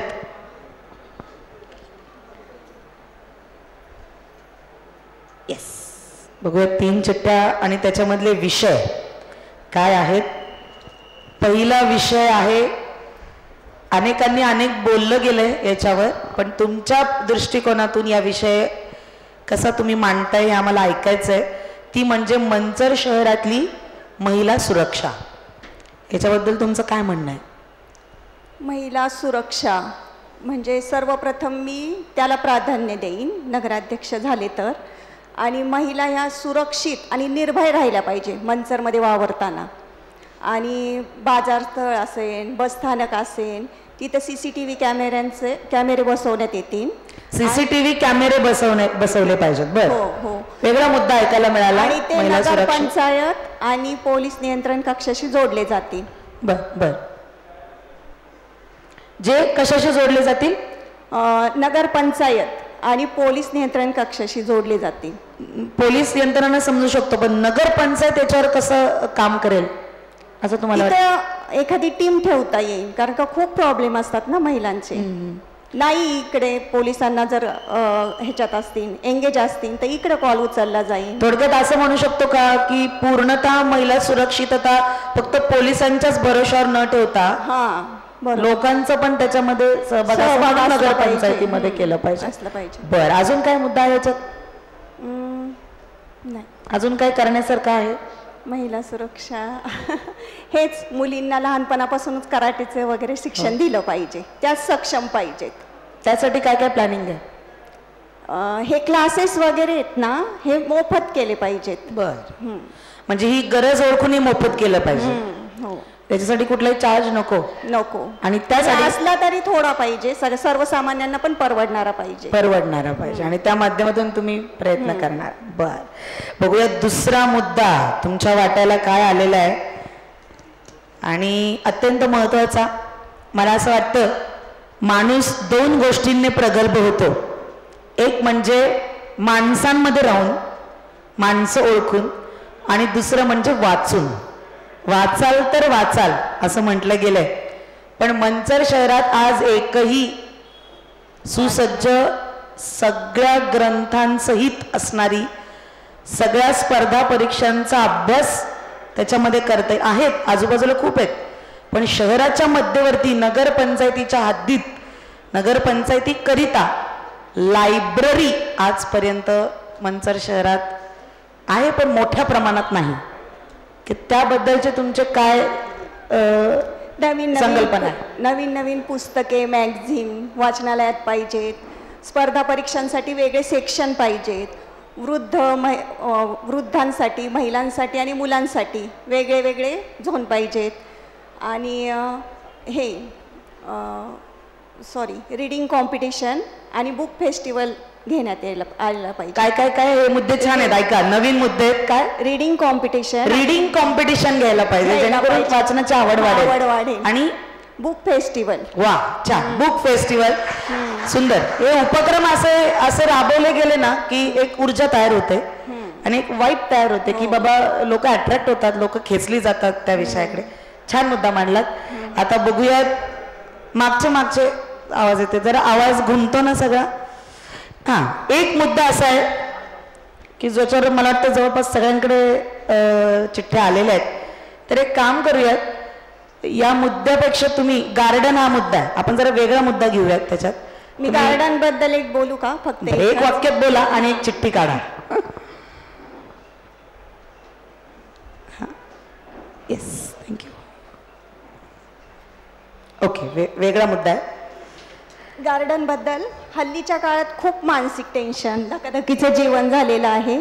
त्याच्यासाठी हे गार्डन हे पाहिजेच. शांतता पाहिजे. आणि वृद्धांसाठी, त्यांची मुलं बाहेर गावी असतात, मग लहान लहान मुलं खेळताना बघून सुद्धा त्यांना आनंद होतो. अगदी वा छान, एकदम भावनिक विषय आहे. आणि अर्थातच मला वाटतं गार्डनमध्ये बसायला फिरायला सगळ्यांना आवडतं, पण गार्डनच नाही तर कुठं फिरणार आणि कुठं बसणार असा प्रश्न पडतो. आणि धूळ, रस्ता, शहरीकरण, वाहता रस्ता, याच्यामध्ये कुठेतरी शांतता पाहिजे.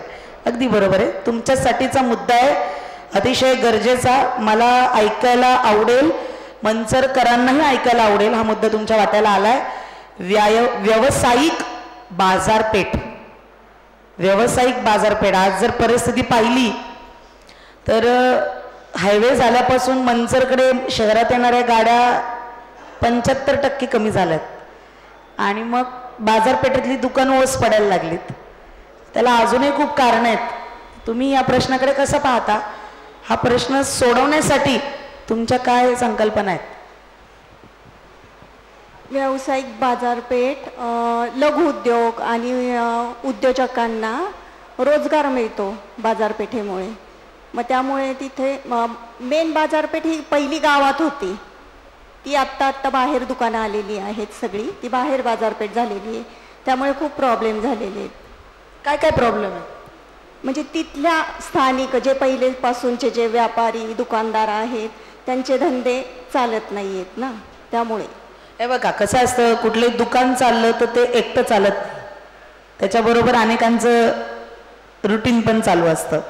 आणि एक बाजारपेठेतली 4-5 दुकानं बंद पडली किंवा ती चालतच नाहीयेत तर आपोआपच आर्थिक स्तर शहराचा हा ढासळत जातो. कुठेतरी आर्थिक व्यवहार होणं खूप गरजेचं आहे.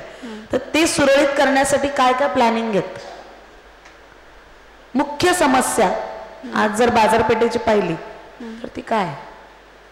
मुख्य समस्या तेच खूप, एक कपड्याचं दुकान झाले की 4 कपड्याचे दुकानं होत आहेत, एक किराण्याचं दुकान झाले की 4 होत आहेत ना. त्यामुळे प्रॉब्लेम्स होत आहेत. मग मुख्य बाजारपेठेला असं काय अधिकृतपणा पाहिजे का, असं तुमचं म्हणणं आहे? नाही, तसं तर बंधन करता येत नाही. व्यवसायावर बंधन नाही करता येणार, पण व्यवसायाला चालना मात्र आपण देऊ शकतो. ज्या गोष्टींमुळे अडथळे येत आहेत ते आपण दूर करू शकतो. लघु उद्योग म्हणजे आर्थिक मदत, फायनान्शियल देऊ शकतो, आपण करू शकतो. आर्थिक मदत देऊ शकतो आपण नाही, असं मार्गदर्शन करू शकतो. मला वाटतं वेगळे मुद्दे आल्यानंतर त्याच्यावर बोललं गेलं पाहिजे आणि त्यातून एक चांगला संदेश मंचरकरांपर्यंत पोहोचला पाहिजे. आता जरा कॉमन प्रश्नांकडे येऊयात. तुम्हालाच म्हणजे मोनिकाताई सुनील बानखिले यांनाच लोकांनी मतदान का करावं? मी मगाशीच सांगितलं पहिल्यापासूनच राजकारण नाही तर मी समाजकारणच बघत आलेले आहे. त्याचाच आदर्श ठेवून मी पुढे काम करणार आहे. आणि माझे पती सुनील बानखिले हे पण राजकारणात समाजकारणात आहेत. राजकीय वारसा मला पहिल्यापासूनच आहे, त्यामुळे मला नगराध्यक्षपद मानकरी आहे. मानकरी आहे, हवं बोलायला काय हरकत नाही मला असं वाटतं. आज त्याच्यासाठीच सगळं चाललंय. आणि मला एक सांगा, आता आव्हान काय असेल या सगळ्या जनतेला, प्रेक्षकांना जे लाईव्ह पण पाहत आहेत आणि इथे सगळेजण आहेत त्यांना? आव्हान म्हणजे मी एवढेच करेन की तुम्ही तुमचा आशीर्वाद माझ्या पाठीशी राहावा, एवढेच आव्हान करते मी. जरा टाळ्या वाजून शुभेच्छा देऊयात मोनिकाताई सुनील बानखिले यांना. आणि भविष्यात तुम्ही सगळं जे काही बोललात ते सगळं सत्यात उतरवण्यासाठीच्या पण तुम्हाला मनापासून शुभेच्छा देते. आणि आता आपल्या आजच्या या चर्चासत्रातल्या शेवटच्या कॅन्डिडेट, तो माईक देता मला, त्या म्हणजे रजनीगंधा राजाराम बानखिले यांचं जरा टाळ्यांच्या गजरामध्ये स्वागत करूयात. रजनीगंधा राजाराम बानखिले मला वाटतं यंगेस्ट उमेदवार आहे आणि प्रत्येकीच्या नावापुढे सौ आहे, तुमच्या नावापुढे कुमारी आहे. आणि तुमच्याबद्दल थोडंसं आम्हाला सांगा.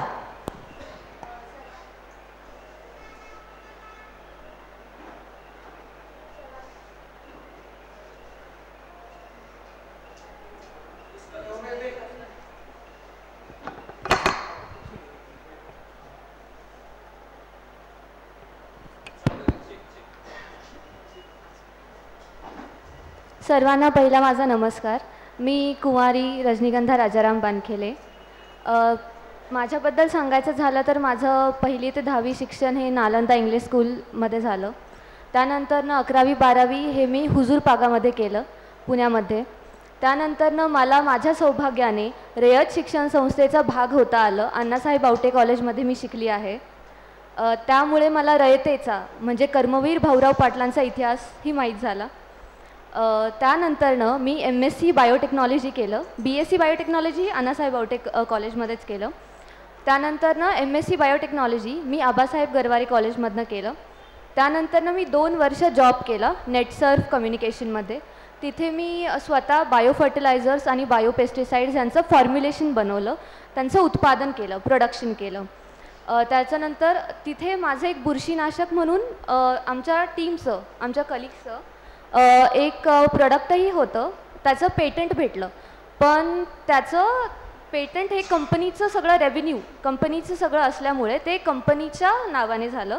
पण माझ्या आणि माझ्या कलिग्सचा ह्यामध्ये मोलाचा वाटा होता. त्यानंतरनं पेट एक्झाम दिली मी सावित्रीबाई फुले पुणे युनिव्हर्सिटीची. त्यामध्ये मी उत्तीर्ण झाले, पास झाले. आणि त्यानंतरनं मी PhDला ॲडमिशन घेतलं.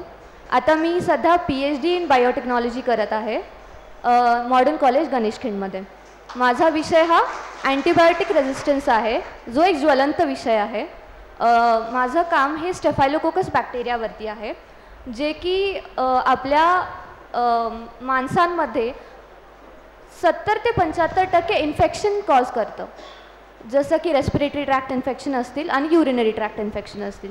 तर त्याच्यावरती संशोधन करण्याचं योगदान मला करण्याचं मिळालं.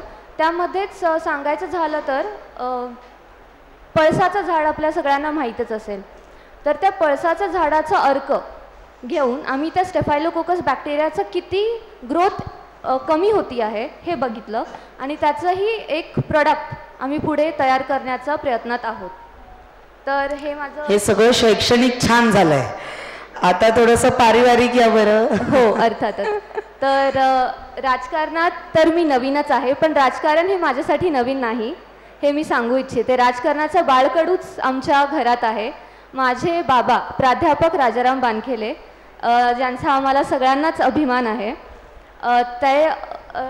ते राजकारणात आहेत. अच्छा. हो. पंचायत समितीचे सदस्य राहिलेत ते, माजी सदस्य, आणि अपक्ष निवडून आले होते ते त्यावेळेला. तर असा हा माझा राजकीय आतापर्यंतचा प्रवास आहे. आतापर्यंत. आता बघूयात या पुढच्या प्रवासामध्ये नक्की काय काय मुद्दे आणि त्याच्यावर तुम्ही काय पुढे जाणार आहात. ते 3 मुद्दे इथून तुम्ही निवडावेत आणि त्या माध्यमातून बघूयात तुमच्या स्वप्नातलं मंचर शहर जे रोटरी क्लबने छान उपक्रमाअंतर्गत आयोजित केले. थँक्यू. बघूयात काय काय आलेत. वा, मला अपेक्षित असणारा प्रश्न आला जो कोणाला चाललेला नाही त्याच्यावर आता बोललं गेलं पाहिजे. मला असं वाटतं एखाद्या परिसरात एक चांगला रस्ता आला की तिथलं जीवनमान उंचावतं. त्याच रस्त्यावर जर खड्डे असतील तर मग ते जीवनमान ढासळतं. चांगल्या रस्त्यावर चांगले उद्योगधंदे येतात आणि मग त्यामुळे परिसर चांगला वाटतो. मंचर शहराचंच काय, कुठल्याही शहराचं वैभवाचं प्रतीक म्हणजे तिथले अंतर्गत रस्ते असतात. आज मंचर शहरात रस्त्याची समस्या कशी आहे, त्याच्याकडे तुम्ही कसं पाहता आणि भविष्याच्या दृष्टिकोनात या रस्त्यांवर काय उपाययोजना आहेत. तुम्ही नगराध्यक्ष झालात तर याच्या माध्यमातून तुम्ही काय करणार? नक्कीच. आपण घरपट्टी भरतो, पाणीपट्टी भरतो, तर चांगले रस्ते हा मंचरच्या नागरिकांचा अधिकारच आहे, पहिली गोष्ट. तर दुसरं सांगायचं झालं तर आपल्याला समजतं की निधी येतोय, रस्ते होत आहेत, आपल्याला दिसतही आहेत की रस्ते होत आहेत. पण रस्त्या होण्याच्या मागे एक क्रायटेरिया असतो.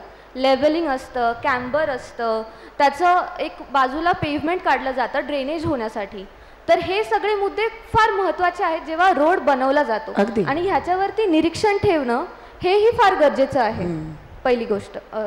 त्याच्यानंतर मला हे सांगायचं आहे की कॉन्क्रीटचे रस्ते आहेत तर पावसाळ्यात खड्डे होणं हे मला पटतच नाही. कॉन्क्रीटच्या रस्त्यांना खड्डे होऊच शकत नाहीत. म्हणजे होऊ शकतात पण ही गोष्ट थोडीशी वेगळी वाटते.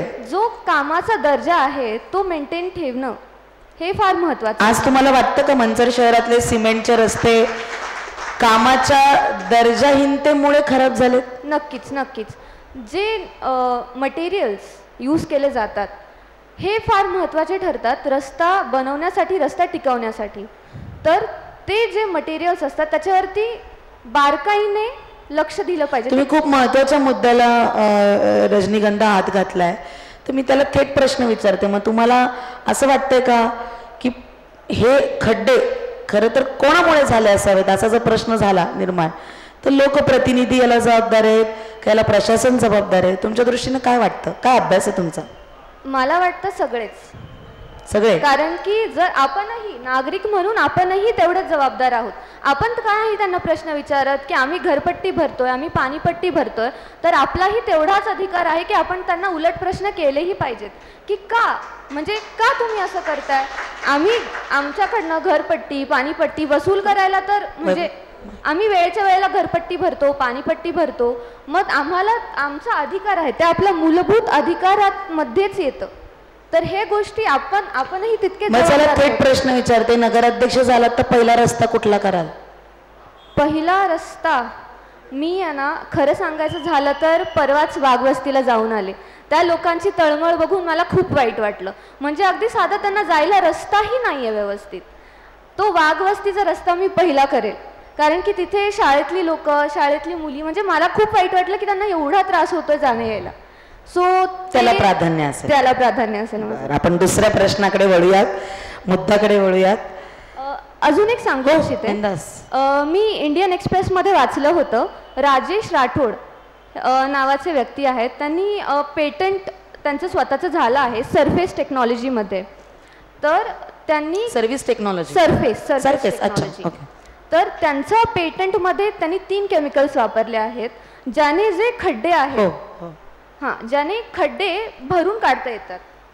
तर मी जेव्हा नगराध्यक्ष होईल तेव्हा माझं असं म्हणणं असेल की मी अशा लोकांसोबत टायअप करून रस्त्याचा जो निकृष्ट दर्जा आपण आता बघतो आहे त्याला मी कसं व्यवस्थित करू शकते, त्याला मी टेक्नॉलॉजिकली कसं ॲडव्हान्स्ड करू शकते. बरं, चांगला पॉईंट ऑफ व्ह्यू आहे. आणि मला असं वाटतं विजन, एक प्रकारचं प्लॅनिंग रेडी आहे रस्त्यांच्या बाबतीतला, असं जाणवतंय एकंदरीत. आता पुन्हा एकदा तोच मुद्दा, व्यावसायिक बाजारपेठ. आज मंचरची व्यावसायिक बाजारपेठ ही पूर्णपणे मंदावलेली दिसतीये. कुठल्याही प्रकारचा त्याला वेग नाहीये, कुठल्याही प्रकारचं चालना त्याला मिळत नाहीये. आणि त्याला 2-3 कारणं आहेत. मुख्यतः कारण म्हणजे आपला हायवे बाहेरून गेलाय, तर रस्ता एकदम सुनसान झालाय. तरी सुद्धा ही आर्थिक वाहिनी कशी वाहिली पाहिजे, हे आर्थिक चक्र कसं चालू राहिलं पाहिजे, याच्या दृष्टिकोनातून काय उपाययोजना तुम्ही कराल? नक्कीच. आता व्यावसायिक बाजारपेठेकडे मी थोडा वेगळ्या दृष्टिकोनाने बघते. जसं की पहिलं मला जसं समजतं तेव्हापासून लाखनगाव, पारगाव, रांजणी इथनं सगळीकडनं लोक किंवा मंचरची बाजारपेठ म्हणून खूप प्रसिद्ध, तिथे सगळी लोक खरेदीसाठी यायची. पण आता कसं झालंय, ठिकठिकाणी मोठी मोठी दुकानं झाली आहेत, तर मंचरची आवक जावक जरा कमी झाली आहे. तर ही माणसं आणायची कशी, हा पहिला माझा मुद्दा असेल. तर माणसं आणणं म्हणजे माझ्या हिशोबाने शिक्षण संस्थांची वाढ. शिक्षण संस्थांची नक्कीच. म्हणजे आता आपण नगर विकास विभागाकडनं ज्या जिल्हा परिषदेच्या शाळा आहेत त्या आता नगर पंचायतीच्या अंडर येणार. तर त्यामध्ये आपण वोकेशनल कोर्सेस किंवा शॉर्ट टर्म कोर्सेस अशा गोष्टींना जर प्राधान्य दिलं तर लांब लांबनं मुलं शिकायला येतील. आणि जेव्हा शिकायला येतील तेव्हा काहीतरी इन्व्हेस्टमेंट ही आपल्या मनसरमध्ये नक्कीच होईल. म्हणजे अगदी कुरकुरेचे पुढेच का होईना 5 रुपये आपल्या बाजारपेठेत ते खर्च करूनच जातील. आणि जे असं म्हणायचं की शाळा कॉलेज आणि त्या माध्यमातून जर विजन ठेवून जर शैक्षणिक व्यवस्था वाढल्या तर त्याला सगळ्याच व्यवसायांना त्या माध्यमातून चालना मिळेल. येस, तो एक पॉईंट झाला. आणि त्यानंतर ना आता सध्या जो ज्वलंत विषय आहे तो म्हणजे बाजारपेठेचा. म्हणजे जिथे बाजारपेठेमुळे ट्रॅफिकची समस्या होते. म्हणजे ह्या जे तुम्ही मुद्दे मांडले आहेत ते एकमेकांशी खूप इंटरकनेक्टेड आहेत असं मला वाटतं. आता त्यामध्येच एक बोलायचं झालं तर आता जे बोलत होते मी, ट्रॅफिक जॅम कधी कधी आता 4 व्हीलर्स असतात, रस्त्यावरती पार्किंगची सुविधा नसते, तर लोक म्हणतात की इथे काय थांबतोय, चल पुढे, मागणं लोक हॉर्न वाजवतात. मग तिथे जर व्यवस्थित पार्किंगची ही सुविधा असेल तर अशा समस्या येणार नाहीत. म्हणजे इथे पार्किंगचा मुद्दाही कव्हर होतोय. मग तिथे आपण पार्किंगसाठी काय करू शकतो तर मल्टी लेवल पार्किंग करू शकतो. कारण की एक गोष्ट लक्षात घेण्यासारखी आहे की नगरपंचायतीला निधीचा कमी नसणार आहे. आपण प्रस्ताव लिहू शकतो, आपण प्रस्ताव लिहून निधीही आणू शकतो, पण तो निधी योग्य जागी योग्य वेळेला खर्च करणं ही आपल्यासाठी तितकंच महत्त्वाचं ठरणार आहे. म्हणजे तुमचं असं म्हणणं आहे की बाजारपेठा मंदावण्याचं कारण पार्किंग आहे? नाही, पार्किंग सोबत बाकीही गोष्टी आहेत. जसं मी सांगितलं की आवक जावक, आता जिथे तिथे आपण बघतो तिथे मोठी मोठी दुकानं होत आहेत, त्याच्यामुळे आवक जावक कमी झाली आहे. तर मनसरचं वेगळेपण हे आपण कसं करू शकतो तर त्याच्यासाठी एक कमर्शियल कॉम्प्लेक्सेस करू शकतो. म्हणजे भरपूर साऱ्या गोष्टी आहेत जिथं पूर्ण असं करून पूर्ण मुद्दे कव्हर करून आपण आपल्या बाजारपेठा हळूहळू परत त्या स्तराला नेऊ शकतो. बरं, बघूयात या दृष्टिकोनातून त्या जर नगराध्यक्ष झाल्या तर कशा पद्धतीने पावलं उचलतील. आणि आता पुढचा छान मुद्दा आलेला आहे आणि तो म्हणजे सरकारी योजनांचा लाभ सर्वसामान्यांपर्यंत पोहोचवणे. मी या प्रश्नाला थोडा वेगळा अँगल देईल कारण सुशिक्षित उमेदवार माझ्या समोर आहे, त्यामुळे मी हा प्रश्न या माध्यमातून विचारेल की सगळ्यात आधी अशा कुठल्या सरकारी योजना आहेत की ज्या नगरपंचायतीच्या माध्यमातून लाभार्थ्यांपर्यंत पोहोचल्या पाहिजेत आणि त्या कशा? ठीक आहे, तर पहिलं मी सांगेल की महात्मा ज्योतिबा फुले शिक्षण योजना असेल, परत संजय गांधी निराधार योजना असेल, परत आपल्याला बियाणं अजून खत साठी पण काही अनुदाने भेटतात, त्याच्यासाठी भरपूर योजना आहेत सरकारच्या. तर ह्या सगळ्या लोकांपर्यंत पोहोचणं हे गरजेचं आहे. तर नगरपंचायतीच्या माध्यमातून जर मी नगराध्यक्ष झाली तर माझं पहिलं काम हे असेल की मी नवीन नगरपंचायतीचा ॲप काढेल.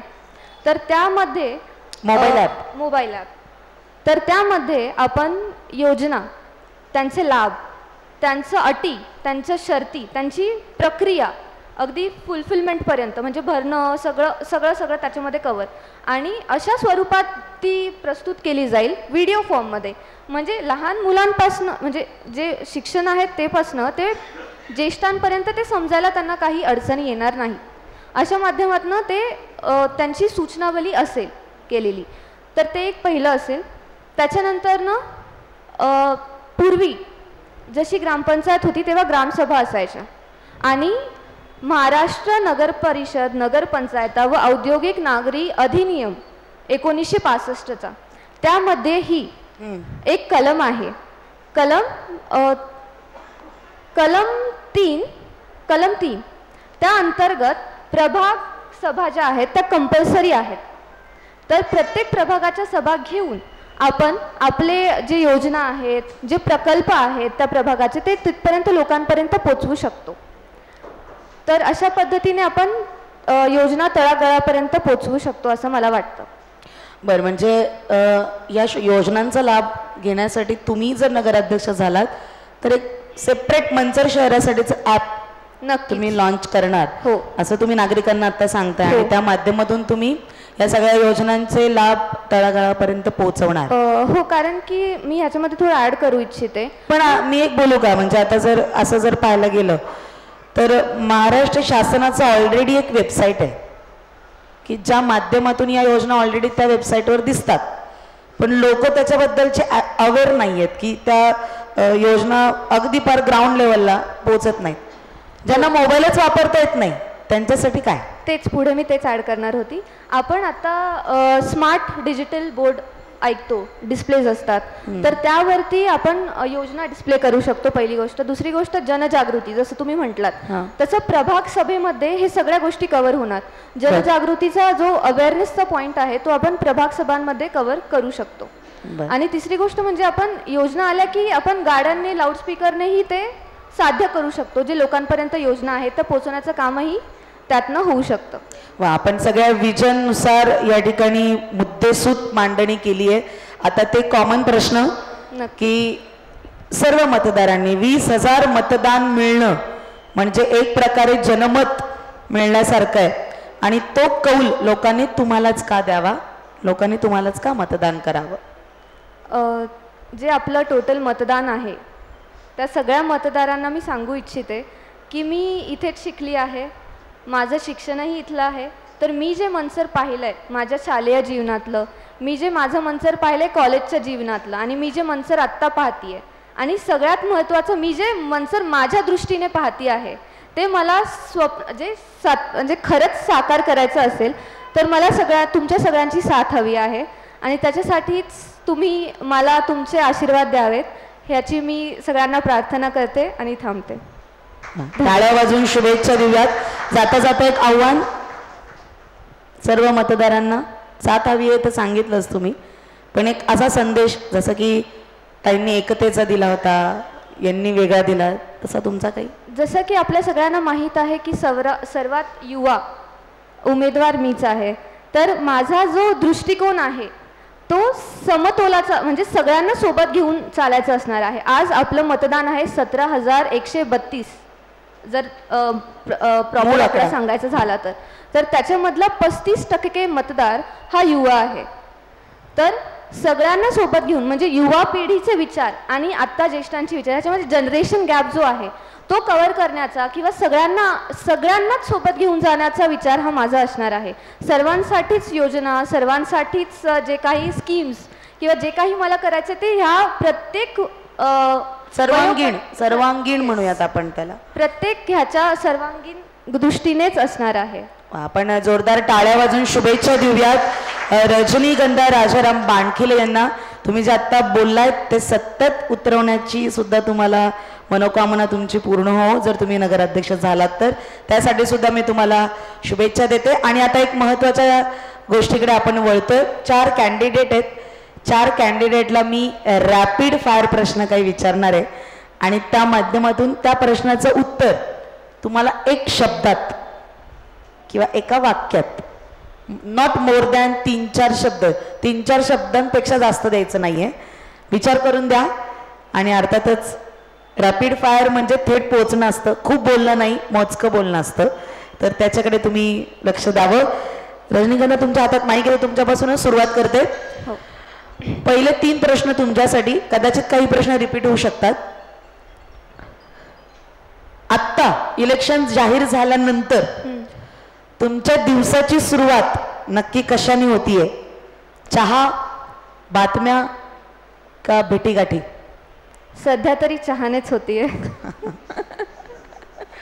वा, जरा टाळ्या वाजवत. प्रामाणिक उत्तर, कुठलंही काल्पनिक उत्तर नाही.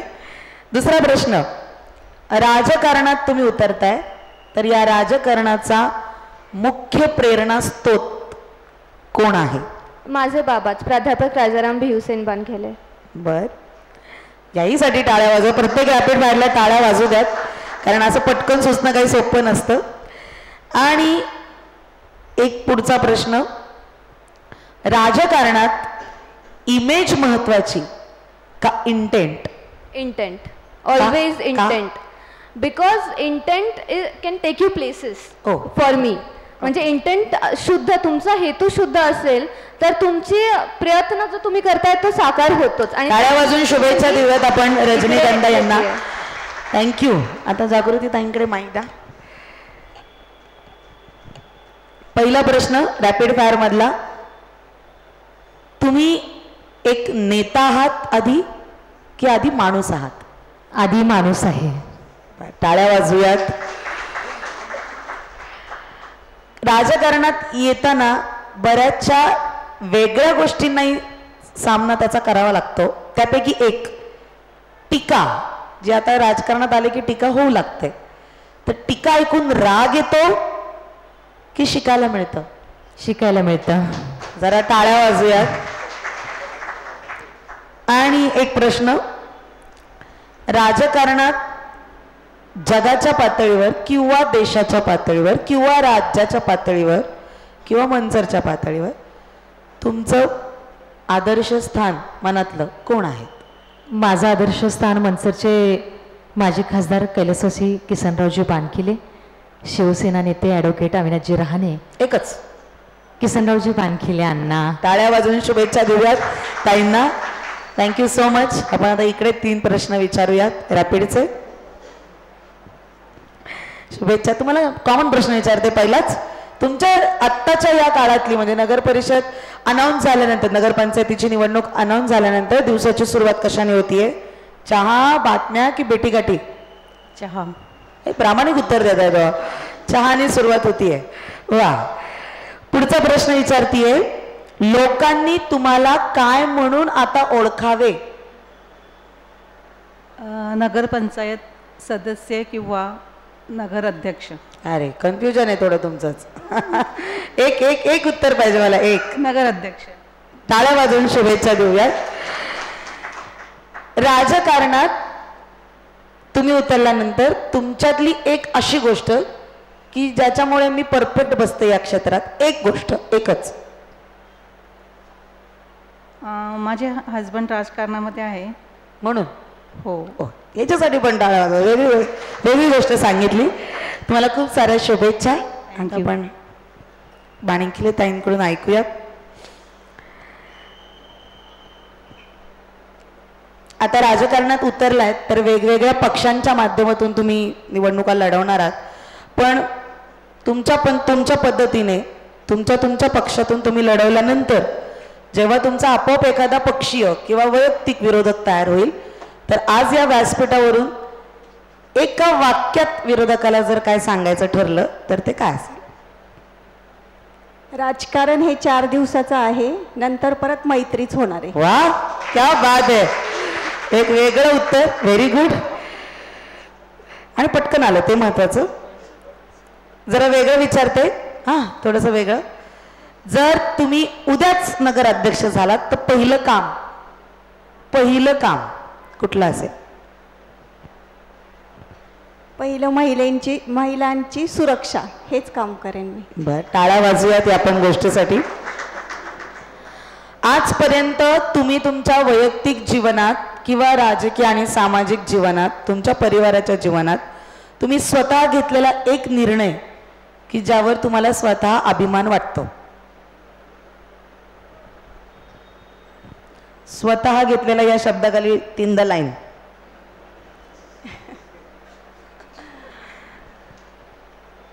जेव्हा हे महिला आरक्षण आलं तेव्हा माझ्या पतींनी विचारलं, तू राहणार का उभी? तेव्हा मी विचार केला आणि पटकन हो म्हटली. हा निर्णय तुमचा आहे? माझा आहे. मग कोणी लादलेला नाही, हा तुमचा निर्णय? माझा निर्णय. जरा टाळ्या वाजून शुभेच्छा देऊयात सगळ्याच कॅन्डिडेटला. रॅपिड फायर विचारण्या पाठीमागची कारणं अशी आहेत की यांना मला बोलतं करायचंय. आता उद्या उठून तुम्ही लोकप्रतिनिधी होणार आहात तर थोडं बोललं पाहिजे, छान तुमच्या मनातलं मांडलं गेलं पाहिजे. आणि लक्षात घ्या, जेव्हा असं प्रश्न विचारलं पहिलं जे उत्तर येतं ना ते खरं असतं. आणि त्यामुळे रॅपिड फायरचे प्रश्न मी घेतले. मी अपेक्षा करते की रोटरी क्लब ऑफ मंचरने आज जो कार्यक्रम आयोजित केला तो सफल झाला असं माझ्या दृष्टीने वाटतंय. तुमच्या दृष्टीने वाटत असेल तर जरा टाळ्या वाजून त्याला दुजोरा द्या. या अशा कार्यक्रमांची आजच्या समाजाला खूप गरज आहे. नेहमीच पक्षांबद्दल बोललं जातं, राजकारणावर बोललं जातं, पण मेन मुद्दा बाजूला राहतो आणि तो म्हणजे कामाचा मुद्दा. आज कामाचं बोललं गेलं, सगळ्या प्रश्नांना हात घातला गेला आणि या माध्यमातून या सगळ्या महिला उमेदवारांनी तुम्हाला एक प्रेमळ आव्हान केलंय की आम्ही या माध्यमातून पुढे असं करू तसं करू. ही संधी आज रोटरी क्लबने तुम्हाला दिली, त्याबद्दल रोटरी क्लबसाठी सुद्धा एकदा जोरदार टाळ्या देऊयात. आणि आता मी बागलदादांना विनंती करते पुढची सूत्र आपण हातात घ्या. रोटरी क्लब ऑफ मंचरने आयोजित केलेल्या आजच्या या माझ्या स्वप्नातील मंचर शहर या उपक्रमास आपण सर्वजण खरं तर उपस्थित झालात. सगळ्यात महत्त्वाचं या चर्चासत्रामध्ये आमची भगिनी असेल रजनीगंधा बानखेले, तसेच सौ जागृती किरण महाजन, तसेच नाझीबीन राजूभाई इनामदार आणि सौ मोनिकाताई सुनील बानखेले व प्राची आकाश थोरात अशा या 5 महिला भगिनींनी उत्स्फूर्तपणे आणि अभ्यासपूर्वक या चर्चासत्रामध्ये भाग घेतला. प्रथमतः रोटरी क्लब ऑफ मंचरच्या वतीने तुमच्या सर्वांचं खरंच मनापासून धन्यवाद. आम्ही तुमचा सत्कार करणं कर्मप्राप्त आहे. मी ज्याचं नाव घेईल त्यांनी पटकन उभं राहायचं, ज्याचं हातून सत्कार होणार आहे त्यांनी पटकन येऊन सत्कार करायचा आहे. मी रजनीगंधाला विनंती करतो सत्कार स्वीकारायचा आहे. अध्यक्षांना विनंती करतो माऊली शेठ चव्हाण यांना कृपया आपण आपल्या हस्ते पुष्पगुच्छ देऊन रजनीगंधाचा सत्कार करायचा आहे. सत्कार म्हणण्यापेक्षा आता आपण शुभेच्छा म्हणूया. शुभेच्छा शुभेच्छा. या रोटरी क्लब कडून शुभेच्छा आहेत त्या आपण स्वीकाराव्यात.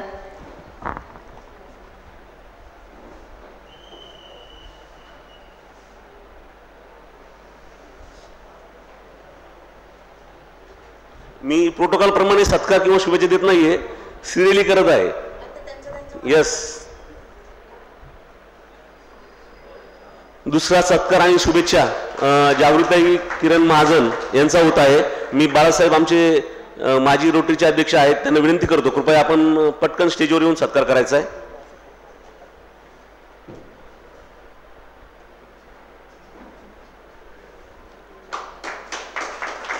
तिसरा सत्कार सौ नाझीमीन राजूभाई इनामदार यांचा सत्कार रोटरी क्लबचे ज्येष्ठ सदस्य सचिन शेठ काजळे यांना विनंती करतो कृपया आपण आपल्या हस्ते तो सत्कार करायचा आहे.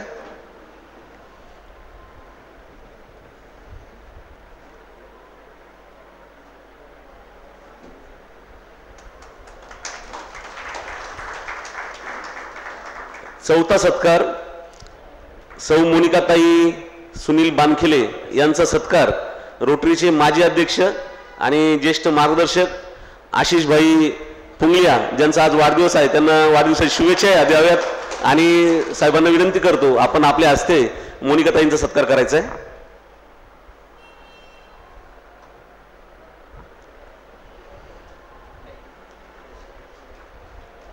पाचवा सत्कार प्रातिनिधिक स्वरूपात संजय शेठ थोरात यांना विनंती करतो आपण कृपया स्टेजवर यायचं. आपल्या सुनबाईचा सत्कार आपल्या हस्ते स्वीकारायचा आहे. आपल्या सुनबाईने देखील सगळ्या प्रश्नांची उत्तरं चांगल्या पद्धतीने दिली, सर्वांनी दिलेली आहेत, पण तुमच्या सुनबाईंनी पण चांगल्या पद्धतीने सर्वच प्रश्नांची उत्तरं दिलेली आहेत. आपण तो सत्कार मी जो रोटरी क्लब ऑफ मंचरचे माजी अध्यक्ष शरदराव पोखरकर यांना विनंती करतो आपल्या शुभ हस्ते तो सत्कार द्यायचा आहे.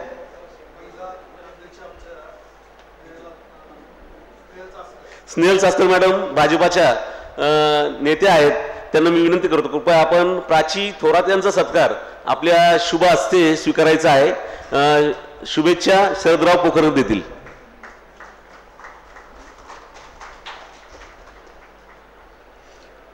सर्वात महत्वाचं आजचा जो कार्यक्रम राजाभाऊ हा आजचा कार्यक्रम घेताना आम्ही खूप विचारपूर्वक तुमचं मार्गदर्शन घेऊन संजू शेठ यांचं मार्गदर्शन घेऊन म्हणजे जे जे इच्छुक उमेदवार आहेत या सर्व उमेदवारांचं मार्गदर्शन घेऊन करण्याचा प्रयत्न केला. खरं तर मनामध्ये सगळ्यांच्याच भीती होती. आमच्या रोटरी क्लब ऑफ सगळे मेंबर आहेत त्याच्यामध्ये सचिन शेठ असतील सर्वच मेंबर आम्ही रोज संध्याकाळी बसायचं आणि याच्यातून विपरीत कोणता परिणाम घडू नये, हा प्रोग्राम चांगल्या पद्धतीने व्हावा. मग आमच्या डोळ्यापुढे एक नाव आलं, ते म्हणजे पूजाताई थिगळे, ज्यांनी आज ह्या कार्यक्रमाची उंची खूप वाढवली. अशा या पूजाताईचा सत्कार आणि शुभेच्छा मी रोटरी क्लब ऑफ मंचरचे माजी सचिव मेंगडे सर, मेंगडेवाडीचे उपसरपंच आणि गावडेवाडी शाळेचे प्राध्यापक आहेत, अशा सरांना मी विनंती करतो आपले शुभ हस्ते पूजाताईंचा सत्कार करायचा आहे.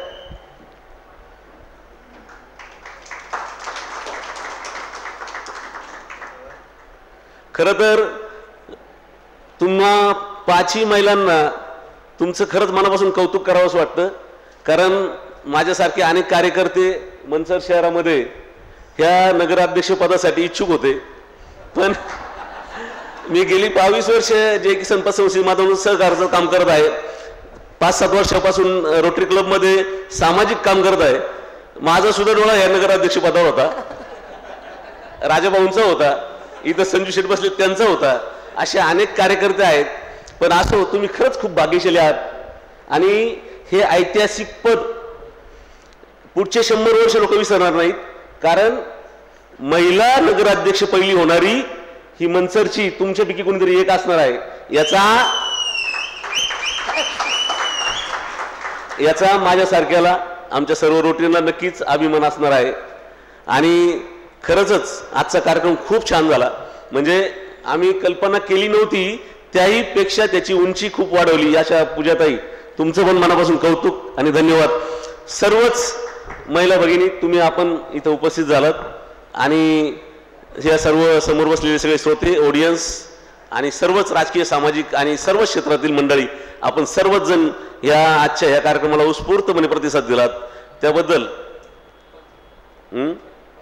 विशेषतः ज्यांनी आपणा सर्वांना लाईव्ह प्रक्षेपण देऊन असेल, प्रिंट मीडिया माध्यमातून असेल, भविष्यात उद्या देणार असेल, अशा सर्व पत्रकारांना सत्कार करायचे, अशा सर्व पत्रकारांचं रोटरी क्लब ऑफ मंचरच्या वतीने खूप खूप धन्यवाद आणि खूप खूप तुम्हाला सर्वांना शुभेच्छा देतो. माझी एक विनंती आहे बागल दादा, की हा जो उपक्रम आता सुरू केलाय ना तो कंटिन्यू चालू राहू द्यात रोटरी क्लब, कारण यातून खरं साध्य होणार आहे. बाकी खूप बोललं जातं, पारावर चौकात गप्पा मारल्या जातात, पण अशा ओपनली गप्पा याच मंचर शहराच्या गरजेच्या आहेत. त्याच्यामुळे या अशा उपक्रमांनी आपण पुढे चालू राहू द्यात सगळं. हे हक्काने का सांगते, कारण मी जरी मतदार नसले तर मंचर मला खूप जिव्हाळ्याचं आहे, खूप प्रेमाचं आहे, कारण मंचरपासून माझी सुरुवात आहे. त्यामुळे मला आज तुम्ही या कार्यक्रमाला बोलवलं. माझा सध्या एक पॉडकास्ट सुरू आहे सगळीकडे यूट्यूबला, त्या पॉडकास्टचं नावच आहे कामाचं बोला. तिथे सगळे राज्यभरातले राजकारणी येत आहेत त्या पॉडकास्टवर आणि त्या माध्यमातून एक विस्तृत म्हणजे एक चर्चा होती 1 तासाभराची प्रत्येक उमेदवारासोबत, आणि ते डायरेक्ट यूट्यूबवर सगळ्यांना खुलं आहे. तर यूट्यूब चॅनल आहे शब्दब्रह्म एंटरटेनमेंट नावाने.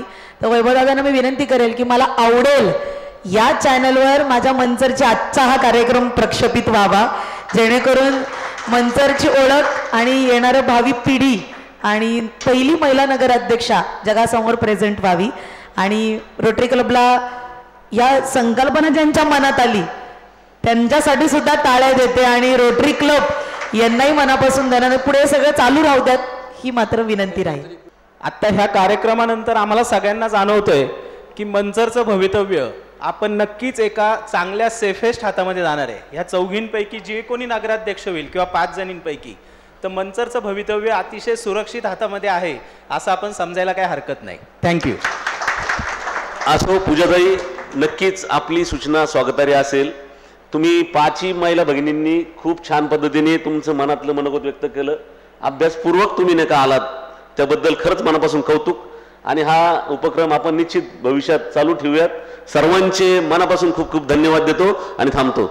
जय हिंद, जय महाराष्ट्र. एक फक्त जाता म्हणते असा दुर्मिळ योग परत नाहीये पुढच्या 2 तारखेपर्यंत. आणि सगळ्यांना आपण सगळ्यांचं सर्व महिला नगराध्यक्ष इच्छुक उमेदवार उभे राहतील पुढे आणि त्यांच्या बॅक साईडला सर्व महिला भगिनी येतील आणि असंच एकोप्याने भविष्य काळात आपण एकत्र राहू. सगळे रोटरी क्लबचे मेंबर हे चित्रण फोटोमध्ये येत.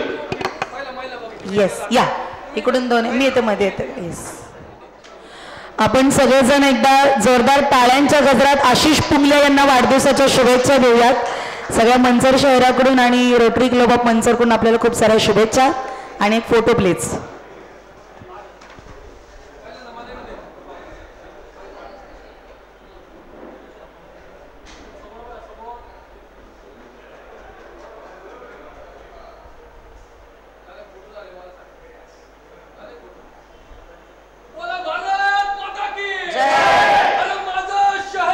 मंचर शहर, मंचर शहर, जय, विजय असो. वा. आणि वैभव दादांचा पण इकडे समोर बघा, समोर. भारत माता की वंदे वंदे, भारत माता की. Rotary Club of मंचरचा.